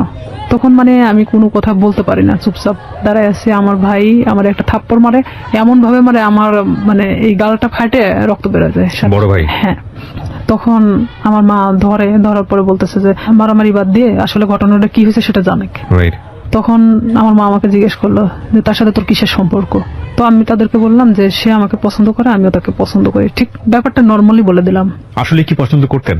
এক পর্যায়ে এই 1 বছরের মধ্যে তার সাথে আমি এভাবে থাকতে আমি এক ধরনের মায়া তৈরি হয়েছে, মানে পছন্দ হয়ে গেছে যে আমি তো তাকে, সে আমাকে ছাড়তেছে না আর আমিও তার থেকে বের হতে পারতেছি না। তো আমি জানতাম যে আমার লাইফটা এভাবেই চলবে যতদিন হয়তো এখান থেকে সে আমাকে মুক্তি না দিচ্ছে কিংবা আমাকে বিয়ে না করতেছে। আর আমি তখন থেকে এটাই চিন্তা ভাবনা নিয়ে নিলাম যে যেভাবেই চলুক না কেন, যতদিন নিজের পায়ে নিজে না দাঁড়াতে পারতেছি আমি প্রতিবাদ করব না এটা নিয়ে। তখন আমার ভাই আমাকে অনেক মারার পরে বলতেছে তুই জানিস ওর সম্পর্কে? আমি বললাম যে হ্যাঁ আমি জানি। তো বলতেছে যে কি জানিস তুই? তো বলতেছি যে ও যে অনেক মেয়ের সাথে সম্পর্ক ছিল কিন্তু এখন তো নাই। ও আমাকে সবকিছু বলছে। তো বলতেছে যে ওর যে এখনো রীতা নামে একটা মেয়ের সাথে সম্পর্ক আছে তুই জানিস? তা আমি বললাম যে হ্যাঁ আমি জানি। আমি কিন্তু কিছুই জানি না, তারপর আমি স্বীকার করতেছি যে হ্যাঁ জানি। তো বলতেছে যে তোকে কি বলছে? তাই আমি বললাম যে হ্যাঁ তার সাথে নাকি সম্পর্ক ছিল এখন নাই। তো বলতেছে ও যে গত পরশুদিনও আমার সাথে গিয়ে দেখা করে আসলো রীতার সাথে, তোকে এই কথাটা বলছে? আমার ভাই কিন্তু নর্মালি আমাকে এভাবে জিজ্ঞেস করতেছে। তাই আমি বলতেছি হ্যাঁ আমাকে বলছে। তো আমি আসলে তাদের মধ্যে তাল পাকায় দিচ্ছিলাম এরকম যে শামীম যদি আমাকে বলে থাকে তাহলে রীতার সাথে কেন সম্পর্ক? তাহলে শামীম আমার সাথে তাহলে এ ধরনের কি ধরনের খেলা খেলতেছে? তখন আমার ভাই বলে যে তুই আরো একটা বিষয় শুনে রাখ, শামীমের সাথে তুই সম্পর্ক রাখিস না।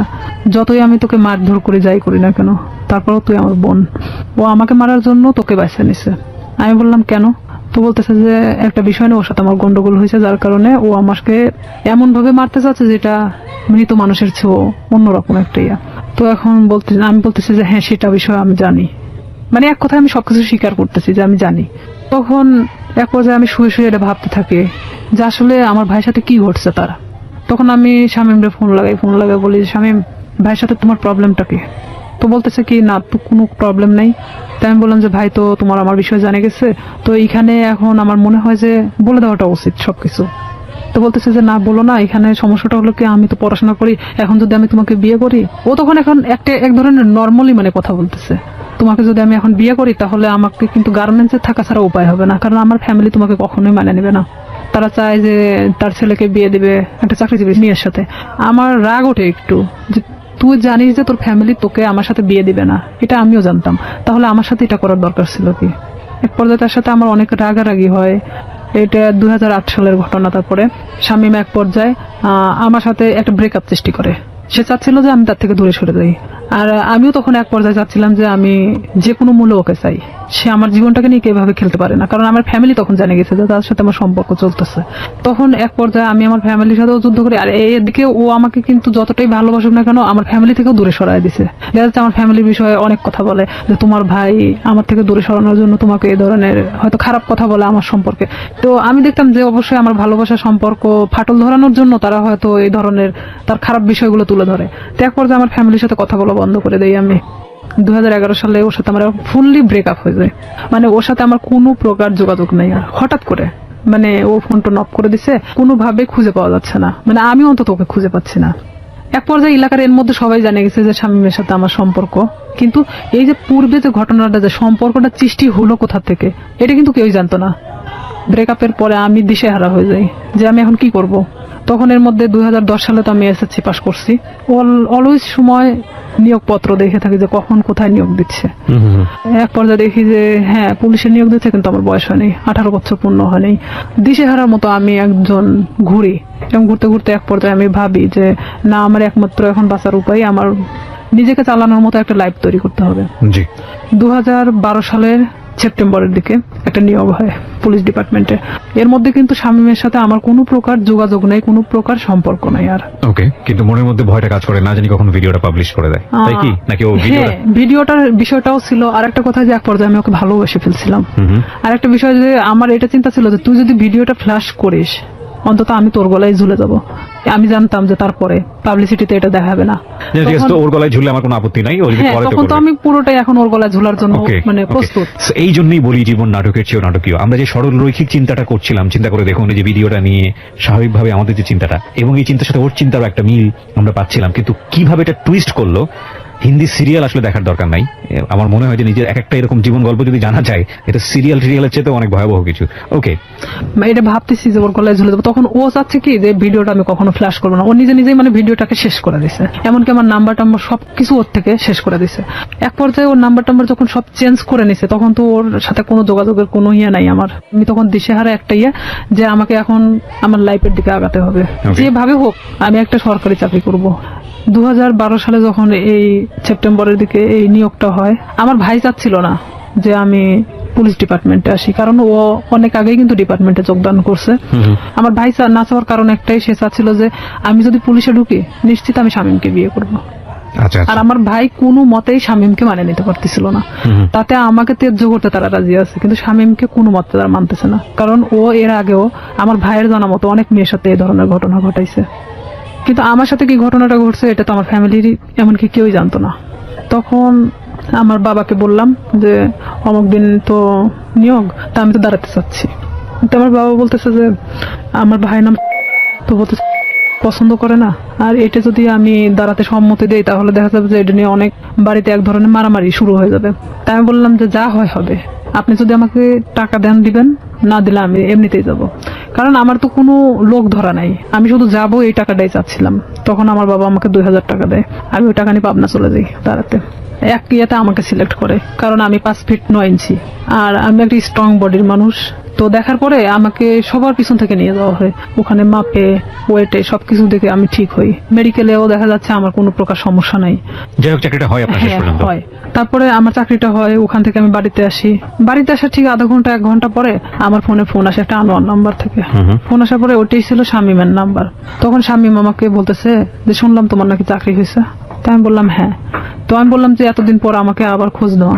তো বলতেছে আসলে আমি অনেক সমস্যার মধ্যে ছিলাম, আমার প্রত্যেকটা ফোন আমার ফ্যামিলি কারে নিছিল। মানে এটা কিন্তু পুরোটাই মিথ্যা নাটক, কথা। হ্যাঁ। আমি জানতাম, জানা সত্ত্বেও মানে আমি ওর সাথে আবারও কথা বলতে থাকি। ভালো লাগে আপনার? হ্যাঁ, যেহেতু আমি ওকে মনে প্রাণে চাচ্ছিলাম, আমি আবার ওর সাথে কথা বলতে থাকি। আমি এর মধ্যে ট্রেনিং এ চলে যাই, ট্রেনিং শেষ করি, ডিস্ট্রিক্টে যখন জয়েন্ট করি। এর মধ্যে ব্যারাক সিস্টেম, ব্যারাকে কিন্তু আমরা একটা ব্যারাকে অনেক মানুষ থাকি, সেখানে আপনি ফোন এখানে রেখে যেতে পারেন, বাথরুমে যাচ্ছেন, কোনো একটা কাজে বাইরে যাচ্ছেন, ফোনটা রেখে গেছেন। তো এখানে আমার পাশের বেডের একটা মেয়ে এই শামীমের নাম্বারটা নিছে, আমি জানতাম না। এখন কন্টিনিউ তার সাথে সে কথা বলে, আমি কোথায় যাচ্ছি, কি করতেছি সব আপডেট দেয়। হ্যাঁ, সে জানতো। আমি খালি ভাবতাম যে এটা অলৌকিক ঘটনা, যে আমি কই গেছি, কোন ড্রেস পরে গেছি, সে কিভাবে জানে। ওকে, তার সাথে কিন্তু আবার তাদের মধ্যে একটা ভালোবাসার সম্পর্ক সৃষ্টি হয়ে গেছে সেই মেয়েটার সাথে। ওকে। পরে আমি তো ওকে বারবার বলি যে দেখো আমি তো চাকরি করি, এখন আমাকে বিয়ে করো। এখন সে কিছুতে তখন বিয়ে করতে রাজি না। এটা 2013 ঘটনা। 13 শেষের দিকে আমি ছুটি আসি বাড়িতে। আমি ওকে ফোন দিয়ে বলি, আমি এর মধ্যে কিন্তু অনেক গন্ডগোল হচ্ছে ওর সাথে, মানে আমি বিয়ের কথা বলি, সে কিছুতে বিয়ে করতে চায় না। এদিকে আমার ফ্যামিলি তো মানে শামীমকে নিয়ে তো খুব একটা ডিস্টার্ব ফিল করতেছে। তো আমি এদিকে ওকে বারবার চাপ দেওয়া সত্ত্বেও আমাকে কিছুতেই মানে বিয়ে করতে চাচ্ছে না, তো চাচ্ছে না। তখন আমি বলি ঠিক আছে আমি বাড়িতে আসতেছি, যা করার করবো। এই কথা বলে আমি বাড়ি চলে আসি। ফোন দিলাম, ফোন দিয়ে বলতেছি যে আমি তোর সাথে দেখা করতে চাই। ও আমাকে বলে যে আমি দেখা করতে পারবো না। তাই আমি ডিরেক্টলি ওর বাড়িতে চলে গেছি এই ফোনে কথা বলতে বলতেই। ওকে। কারণ তখন আমি যখন পুলিশ ডিপার্টমেন্টে আসি তখন আমার সাহসটা ছিল অন্যরকম, কনফিডেন্ট বেড়ে গিয়েছে অনেক। হ্যাঁ, আর আমি তখন চাকরিজীবী একটা মেয়ে। যাওয়ার পরে ও দেখি যে চেয়ারের পর বসে আছে, ওর মা পাশে বসে। ও আমাকে দেখে করলো কি, এক দৌড় রুমের মধ্যে চলে গেল, যাওয়ার রুমটা আটকায় দিল। দেওয়ার পরে ওর মা বলতেছে কি হয়েছে। ওর মারা সবাই তো জানতো আমার সাথে সম্পর্ক আছে, বলতেছে কি হয়েছে, তোমার প্রবলেম কি। আমাকে কিছুতেই ওই ঘরের দিকে আগেতে দিচ্ছে না। আমি বললাম যে আপনার ছেলেকে জিজ্ঞেস করেন, সে আমার সাথে কেন এরকম করতেছে। আপনারা জানেন, আমার ফ্যামিলি জানে, সবাই জানে যে তার সাথে আমার সম্পর্ক, তাহলে কেন আজকে ও অস্বীকার করতেছে। তো বলতেছে এটা তোমার ব্যাপার, কিন্তু আমার বাড়িতে কোনো সিক্রেট চলবে না। এটাও ঠিক, তাদের তো কোনো বিষয় না, তারাও তো আমার সাথে বিয়ে দিতে চায় না। তখন আমি নিরুপায় হয়ে ওখান থেকে বের হয়ে চলে আসি। আসার পর বাড়িতে আসার পরে আমি অনেক অসুস্থ হয়ে যাই। এক পর্যায়ে আমাকে হসপিটালে নিয়ে যায়, স্যালাইন চলতেছে। এর মধ্যে আমি যে ডিস্ট্রিক্টে চাকরি করতাম ওখান থেকে একটা মেয়ের ফোন আসে, আমার পাশের বেডের একটা মেয়ের ফোন আসে, বলতেছে যে শামীম কোথায়। তাই আমি বলছি শামীম কোথায় মানে? তো বলতেছে যে হ্যাঁ, জিজ্ঞেস করলাম। তাই তো বললাম যে জানি না ও কই আছে। তো বলতেছে যে ও কিন্তু এখানে আসছে অমুকের সাথে দেখা করতে। তাই আমি বললাম আপনি কই থেকে জানলেন? তো বলতেছে আমি ওর সাথেই ছিলাম, আমাকে নিয়ে গেছিল, কিন্তু ও জানে না যে আসলে আমি তাকে চিনি। কারণ চিনার কারণ হলো তার ছবি আমি তাকে দেখাইছিলাম। তা আমি তখন ওরে ফোন দিলাম, কিছুতেই ফোন ধরে না। পরের দিন ও আমার ফোনটা ও নিজে থেকে ব্যাক করছে। ব্যাক করার পর আমি বলতেছি তুই ওখানে গেছিস কেন? তো বলতেছে যে আমি আসছিলাম এমনিতেই একটা কাজে, তাই ভাবলাম যে ওই আপুরে কিছু বলে যাই তোর সম্পর্কে, তুই আমার সাথে এরকম করতেছিস। পরে এখানে ঘটনাটা হলো সেই মেয়েকে একটা শপিং ব্যাগ দেওয়া হয়েছিল, ব্যাগের মধ্যে অনেক কিছুই ছিল। সেটা কিন্তু তারা আবার যে রুমে দেখাইছে, কিন্তু তারা মানে যে দেখাচ্ছে সে কিন্তু জানতো না যে তার পাশের বেডের আরেকজন তাকে চেনে। তো আমি যাওয়ার পরে এটা নিয়ে তাকে আমি ফোর্স করলাম যে কেন আপনি তার থেকে জিনিস নিলেন, এটা সেটা বলার পরে তার সাথে এক পর্যায়ে ঝগড়া হয়ে যায়। ভাঙনটা এভাবেই শুরু হয়ে যায়। তার থেকে মানে আমার একটা ঘৃণা জন্মে যায় যে আমি স্ট্যান্ড থাকা শর্তেও সে অন্যজনের সাথে সম্পর্ক করে। তাহলে আমার ভাইয়ের কথাটাই সত্যি ছিল। তখন আমি একটা বাস্তবের সম্মুখীন চলে আসি। আমি তখন আস্তে আস্তে তাকে ভুলতে থাকি। এর মধ্যে যে যতটা ঘটনাই গেছে না কেন পুরোটাই খালি ব্রেকআপের দিকে গেছে, মানে গন্ডগোল, সম্পর্কটা ভেঙে দেওয়া ওকে এক ধরনের। এর মধ্যে ওই জেলারই এক থানাতে আমার পোস্টিং হয়। ও ক্রমশ আমাকে এভাবে জিজ্ঞাসা করে তোর কার সাথে আজকে ডিউটি? আমি বলি যে অমুক স্যারের সাথে ডিউটি। ওখানে আমাদের তো শিডিউল বাই ডিউটি হয়। দেখা যাচ্ছে যে আপনার সাথে আমার বারবার ডিউটি হচ্ছে, এটা তো আর আমার দোষ না। ওটা কি তোর অমুক লাগে সেটা লাগে, মানে খারাপ ধরনের আমাকে কথা বলা হয়। আমি বলি দেখো উনি আমার অফিসার আর তার সাথে আমার ডিউটি হয়, এমন কিছু না। সম্পর্কটা তো আপনার ব্রেকআপের দিকে যাচ্ছে, মানে সম্পর্কটা তখনো ব্রেকআপ হয়নি। আবার জোরে লাগে, আবার ধরেও না ছাড়েও না, এরকম একটা মানে একটা ঝুলন্ত অবস্থা। আবার তর্কাতর্কিও শুরু করে। তর্কাতর্কিও হয়, মানে যতটা সময় ভালো দিকে হয় ততটা সময় আবার খারাপ দিকেও। আমরা শেষের দিকে চলে আসবো প্রিয় শ্রোতা। গল্পটা কোথাকার গল্প, কোথায় গিয়ে দাঁড়িয়েছে একটু চিন্তা করে দেখুন। আমরা শেষের দিকে ফিরে এসে আপনাদেরকে একেবারে শেষ রিয়েলিটি যেটা সেটা জানাবো। এবং আবারও বলবো অনুমান করবেন না, কারণ জীবন গল্পে অনুমান আসলেই অপ্রয়োজনীয় এবং সেটা আসলেই শেষ পর্যন্ত মেলে না। ছোট্ট একটা বিরতি, তারপর ও আমাকে বারবার এরকম খারাপ খারাপ কথা বলে। তখন আমি বলি যে হ্যাঁ আমি ওকে পছন্দ করি, মানে এক কথায় বলে দেয় যে আমি ওই অফিসারকে পছন্দ করি, যে সে আমার থেকে তারপরও সরে যাক এখন। তখন সে কি করে আমার এলাকাতে গুজব ছড়াইকে আমি নাকি ওনাকে বিয়ে করছি, অথচ তার সাথে আমার কিন্তু কোনো প্রকার সম্পর্ক নাই। তখন সেই এলাকায় ছড়ায় দেয় যে আমি নাকি এরকম আমাদের ডিপার্টমেন্টেরই একজনকে বিয়ে করছি।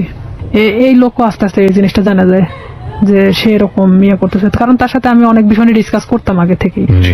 তখন এই ব্যাপারটা এমন ভাবে দাঁড়ায় যায়, সে আমার এলাকার মধ্যে এমন ভাবে গুজব ছড়ায় দেয়। তখন ওর বিষয়ে আমি বাড়িতে এসে আমার ফ্যামিলিকে পুরো ঘটনা তখন বলি। বলার পরে আমরা থানাতে যাই। থানাতে গিয়ে আমাদের যে অফিসার আছে অফিসারের সাথে কথা বলে এটা বিষয়ে আমরা একটা পদক্ষেপ নেই। নেওয়ার পরে ও তো বাড়ি থেকে পালায় যায়। ওর ফ্যামিলির লোকজনও কেউ ছিল না, কারোকে ধরতে পারে না। পরে শামীমকে ফোন দেওয়া হয়, মানে স্যার ফোন দেয়, ফোন দিয়ে বলে থানায় আসার জন্য।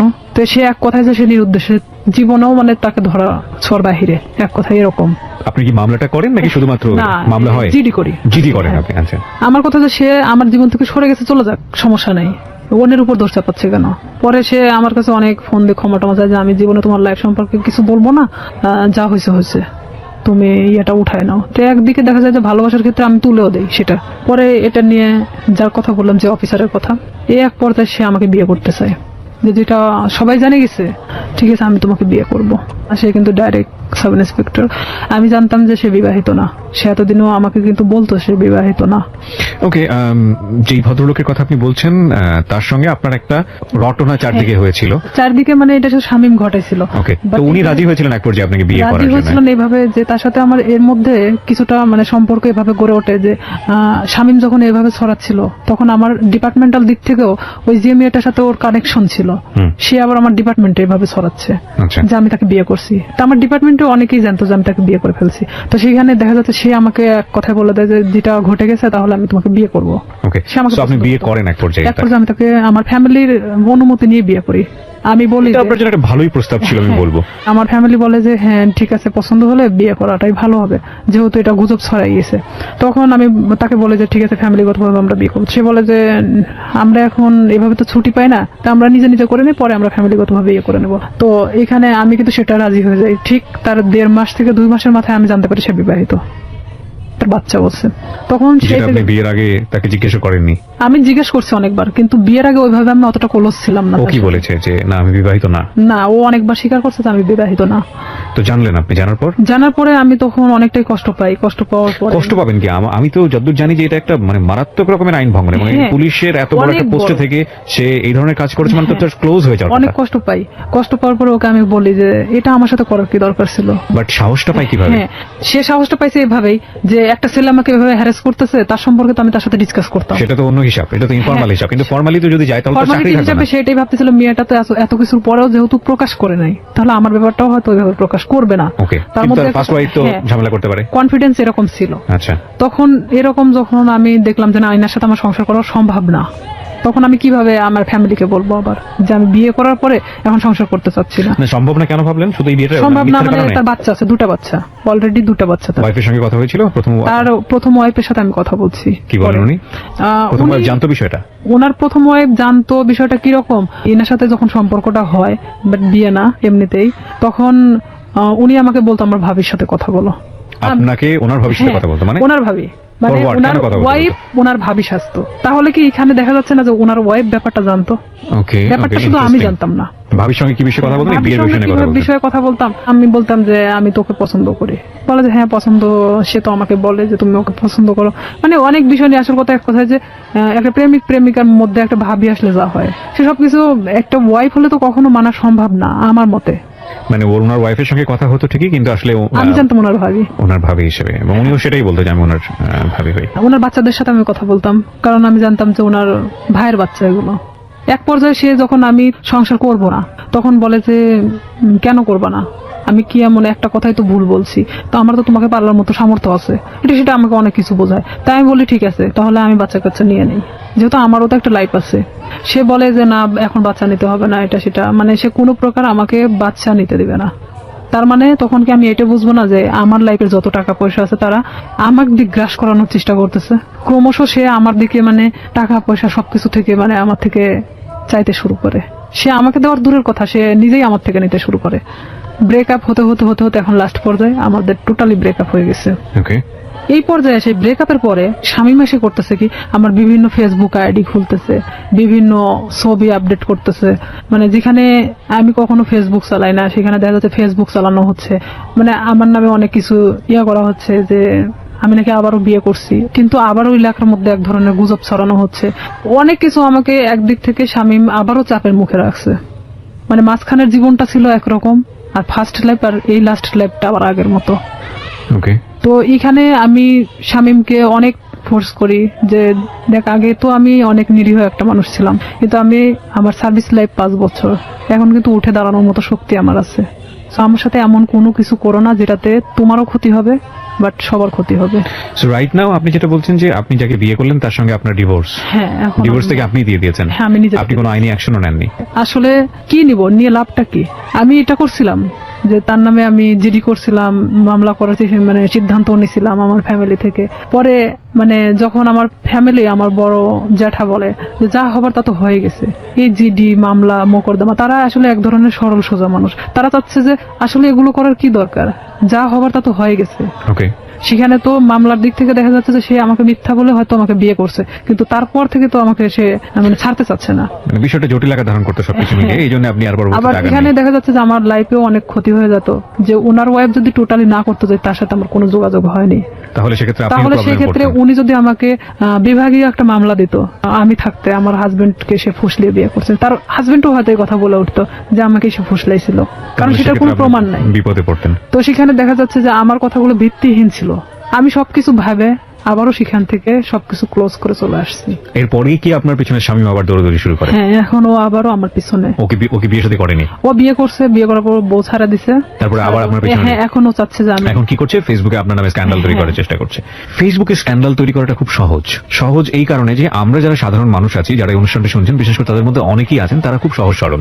তারা একটা স্ক্রিনশট দেখলেই মনে করেন যে না জানি কি আছে এর মধ্যে, এই ঘটনা ছি ছি ছি ছি। আমাদের সবারই একটা বড় সমস্যা হচ্ছে আমরা সবাই ফার্স্ট ইমপ্রেশন কম্প্যারিশনে চিন্তা করি। ফার্স্ট ইমোশন, রাস্তায় একটা ঘটনা ঘটছে, কেউ একজন মার খাচ্ছে, আপনার মনে হবে সে চুরি করেছে, সে কারণে সে মার খাচ্ছে, এবং দৌড় দিয়ে গিয়ে আপনি দুটো মেরে চলে আসলেন।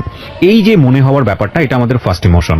ফার্স্ট ইমোশন ম্যাক্সিমাম টাইমই রং থাকে। আমরা কখনো বিহাইন্ড দ্য রিজন কখনো চিন্তা করি না, কজ কিংবা প্রুফ বিহাইন্ড দ্য রিজন কখনো চিন্তা করি না। একটু ঠান্ডা মাথায় 2 মিনিট ভেবে যে ওটার প্রতি আমাদের রিয়াকশনটা কি হবে সেটা জানাই না। কোনো একটা পোস্ট দেখলাম, ইচ্ছা মতো গালিগালাজ। কিছুদিন আগে, আমি নাম মেনশন করবো না, আমাদের খুব বিখ্যাত প্রিয় একজন ক্রিকেটার তার বোনকে নিয়ে ছবি দিয়েছে ফেসবুকে, সেখানে আস্তাগফিরুল্লাহ, মানে এত বাজে বাজে কমেন্টস। এই যে মেন্টালিটি গুলো না, এই মেন্টালিটি গুলোর প্রধানতম কারণ হচ্ছে আমরা ফেসবুকটাকে খুব হালকা ভাবে নেই। আমরা মনে করি যে এখানে একটা কমেন্টস দিলাম, দিলেই কি না দিলেই কি, এমন একটা জগৎ, এটার সাথে বাস্তবের কোনো যোগাযোগ নেই। কিন্তু এটা ভুল, কারণ দিন দিন এটা এত বেশি ক্রাউডি একটা প্লেস হচ্ছে, এখানে আপনি যেটাই করেন না কেন, যাই করেন না কেন, সেটা কিন্তু একটা ছাপ রেখে দেয়। ভুল করলেও সেটা একটা ছাপ রেখে দেয়, এবং একই সাথে ভালো করলেও সেটা একটা সম্মান বয়ে নিয়ে আসে। আমরা কেউই ভুল শুদ্ধের ঊর্ধ্বে না, কিন্তু এই যে স্ক্যান্ডাল তৈরি করা কিংবা একজনের নামে বদনাম রটানো, একজনকে বিপদে ফেলা, এটা করা ওটা করা, এই ব্যাপারগুলো না খুব সহজেই করা যায়। কারণ আমরা যদি বলি, আমাদের বাঙালি সেন্স এই জিনিসগুলো খুব ইন্টারেস্টিং। আমরা দেখবেন যে কেওয়াস পছন্দ করি। সিম্পল একটা উদাহরণ, মাটি খোঁড়া হচ্ছে, সেখানে 10 জন লোক দাঁড়িয়ে থেকে দেখছে, আপনিও দাঁড়িয়ে থেকে দেখছেন, নতুন কিছু নেই। বাট আমরা খুব কৌতূহল প্রবণ একটা জাতি। তো সেই জায়গাতে যখন এই ধরনের কেওয়াস তৈরি হয়, বিভিন্ন মানুষ সেই কেওয়াস তৈরি করার সুযোগ নেন, কারণ কেওয়াস খুব অতি সহজেই তৈরি করা যায়। তো এই ফেসবুকে স্ক্যান্ডাল করাটা খুবই ইজি, এবং স্ক্যান্ডাল করে ফায়দাও খুব সহজভাবে নেওয়া যায় আর কি। তো আমাদের মতো মানুষ, বিশেষ করে আমাদের রিয়াদের মতো মানুষ, তাদের জন্য, তাদের ফিউচারটাকে নষ্ট করার জন্য এই ধরনের স্ক্যান্ডাল এটা খুব কাজে লাগে। কিন্তু একটা কথা হচ্ছে কি ভাই, দিন শেষে গড জাস্টিফিকেশন বলে একটা ব্যাপার আছে, ঈশ্বরের মার, হ্যাঁ, এবং এটা খুব ভয়াবহ। ঠিক আছে, একজন মানুষকে বিপদে ফেলার জন্য আপনি যদি কোনো চেষ্টা করে থাকেন, তাহলে নিশ্চিতভাবে আপনি ধরে নেন আপনিও সেই বিপদে পড়বেন। আপনি মূলত আজকের এই অনুষ্ঠানে এসেছেন আপনার এই কথাগুলো খুলে বলার জন্য। আপনি একজন ভিকটিম, এবং আপনি যাদের হাতে আইন শৃঙ্খলা রক্ষা করার কাজ, তাদের মধ্যে কাজ করেও আপনি একজন ভিকটিম। এবং আপনার পুরো পরিচয়টা আমি এখানে গোপন রেখেছি। আপনার যে নাম আপনি ব্যবহার করেছেন সেটা ছদ্মনাম আমি বললাম, এবং বাকি যাদের সঙ্গে ওনার সম্পর্ক, তাদের কাউকে আমরা এখানে ফ্ল্যাশ করিনি বা এক্সপোজ করিনি।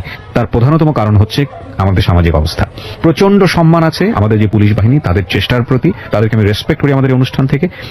সেখান থেকে এসে আপনি সৎ সাহস নিয়ে আজকে এখানে এই বিষয়গুলো বলে গেলেন, এবং আপনি লাস্টে এই কথাটাও বললেন যে শামীমকে বিরত থাকার জন্য, নইলে আপনি বাধ্য হবেন কোন একটা অ্যাকশন নেবার জন্য। অ্যাকশন নিব বলতে নিছি তো, অলরেডি অ্যাকশন নিয়ে নিয়েছে। অলরেডি ও আমাকে এমন ভাবে হ্যারাস করতেছে, দেখা যাচ্ছে 2 টাকার নোটের উপর আমার নাম্বার, বিভিন্ন জায়গা থেকে আমাকে ফোন দিচ্ছে। ফোন দিয়ে বলবে কি, কয় টাকা দরকার, কয় টাকা দিয়ে থাকবেন, মানে এই ধরনের আমাকে কমান্ডস করা হচ্ছে।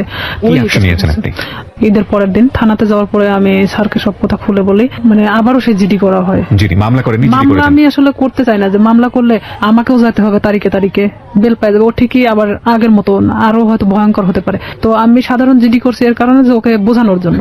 তো এখন জিডির কোনো অ্যাকশন কি হয়েছে? হ্যাঁ, আমি ওনার সঙ্গে ওদের বাড়িতে আসি, মানে আমাকে দেখার পরেই ও বের হয়ে চলে যায়, মানে এমন ভাবে বের হয়ে চলে যায় ওকে, মানে আমি যে দেখায় দিচ্ছি দিতে দিতে ও মানে মোটরসাইকেল নিয়ে টান দিয়ে চলে যায়। আচ্ছা, এখানে জিডিটার বিষয়টা আমি যত জানি, জিডিটা একসময় এনকোয়ারি হয়, এবং যদি সত্যতা পাই তাহলে অটোমেটিক্যালি মামলায় রূপ নেয়। মামলার রূপ নেয়। কিন্তু এটা ঘটনাটা হলো কি, যে আমি স্যারকে এভাবে বলছিলাম যে যেহেতু আমার লাইফের পিছনের ঘটনাগুলোতে আমি কোনো অ্যাকশন নেইনি, তো আমি চাচ্ছিলাম যে শুধু এখান থেকে বিরত করার জন্য। এখানে যেহেতু আমার ফ্যামিলি কিন্তু এখন আমার পাশে নাই, এক পর্যায়ে আমি ডিভোর্সের পরে পুরোটাই আমার ফ্যামিলি থেকে ভিন্ন আছি। তো কেউ যেহেতু আমার পাশে নাই, সেখানে তো আর আমার লড়াই করে কোনো লাভ নেই। আমি চাচ্ছি যে সে যেন আমাকে ডিস্টার্ব না করে, তাহলে তো আমি ফুললি আমার মতো জীবনযাপন করতে পারতেছি না। আমি আমার ফ্যামিলির উপর নির্ভরশীল না, আমি অন্য কারোর উপর। সবাইকে একটা বিষয় সতর্ক করছি, যারা আজকের এই অনুষ্ঠানটা শুনছেন, আমি জানি অনেকেই সতর্ক হবেন না, তারপরও 2-1 তো নিশ্চয়ই হবেন। সেজন্যই বলি, কোনো ধরনের কোনো ডকুমেন্টস বা কাউকে যদি আপনার মনে হয় যে আপনি তাকে হেয় করবেন, যে কোনোভাবে হোক সামাজিকভাবে হেয় করবেন, সেই রকম কোনো ডকুমেন্টস যদি পাবলিকলি আপনি ওপেন করেন, ফেসবুকে হোক বা অন্য যে কোনো কোথাও হোক, আপনি যদি ওপেন করেন without his or her permission, যাকে আপনি এটা ওপেন করছেন, যাকে আপনি এক্সপোজ করছেন, যাই করেন না কেন, আপনি যদি তার অনুমতি ছাড়া এটা করেন, সেটা কিন্তু আইসিটি অ্যাক্টে আপনার এগেইনস্টে খুব কঠিনতম একটা মামলা হয়ে যাবে। এবং আপনার কিন্তু কোনো জাস্টিফিকেশন নাই একটা মানুষকে, সে ভুল করুক বা অন্যায় করুক নাই করুক, তার কোনো প্রুফ দিয়ে আপনি সেটা ফেসবুকে একটা প্রচার প্রচারণা চালাবেন। কারণ সামাজিক মর্যাদা যদি ক্ষতি হয়, সেই সামাজিক মর্যাদা ক্ষতির ঘানি কিন্তু আপনাকে টানতে হবে, এবং এগুলো কিন্তু নিয়ম আছে, আইন আছে। সুতরাং কোনো ধরনের মন্তব্য করা থেকে শুরু করে, কাউকে হেয় করা থেকে শুরু করে, এবং ফেসবুকে এমন কোনো কারো বিরুদ্ধে কোনো ডকুমেন্টস, সেটা প্রোপাগান্ডা ছড়ানোর জন্য হোক বা কারো বিরুদ্ধে কোনো ফায়দা নেবার জন্য হোক, যদি আপনারা কখনো এটা করে থাকেন কোনো মেয়ের বিরুদ্ধে, কোনো ছেলের বিরুদ্ধে, যার কোনো বিরুদ্ধে, তার মানে আপনি বিপদে আছেন। সুতরাং এটা প্লিজ করবেন না, কারণ সে যে কোনো মুহূর্তে আপনার এই বিষয়গুলোকে ইস্যু করে আপনার এগেইনস্টে মামলা করতে পারবে। আপনারা যদি মনে হয় এরকম কাজ করে কাউকে সামাজিকভাবে হেয় করবেন, তাহলে মোদ্দা কথা হচ্ছে আপনি নিজে নিজের বিপদ ডেকে নিয়ে আসছেন। সুতরাং সচেতন হন, আজকে হয়তো রিয়া জিডি পর্যন্ত থেমে আছে, কিন্তু আমি বিশ্বাস করি বাংলাদেশের পরিবর্তন আসছে। অনেক রিয়া জিডির কথা চিন্তাও করবে না, তারা সরাসরি মামলা দিয়ে বসবে, এবং এসব বিষয়ে মামলায় কিন্তু বাংলাদেশ সরকার খুবই খুবই খুবই অ্যাক্টিভ। অনেক ধন্যবাদ, আপনি এখানে সাহস করে এসেছেন। আপনার মাধ্যমে একটা মেসেজ আমি আজকে সবাইকে দিতে চাইলাম, এবং সেটা মনে হয় অনেকেই পেয়েছেন। আমরা সবসময় একটা কথা বলবো যে একজনের জীবন গল্প আরেকজনের শিক্ষা হোক। কাউকে কোনোভাবেই ছোট করাটা আমাদের মূল উদ্দেশ্য নয়, এবং মূল টার্গেটটাই হবে সে যেই হোক না কেন, তাকে আলটিমেটলি সে যদি ভিকটিমও হয়, সে যদি কাউকে অপরাধও করে, তাহলে তাকে সঠিক পথে নিয়ে আসা এবং সেটা সুন্দরভাবে। একটা মানুষকে শাস্তি দেওয়াটাই মূল কথা নয়, একটা মানুষ যাতে শাস্তি না পায় তাকে সুন্দর করে বুঝিয়ে বারবার সেখান থেকে ফিরিয়ে নিয়ে আসা। উনি শামীমের ক্ষেত্রে সেটা করে যাচ্ছেন।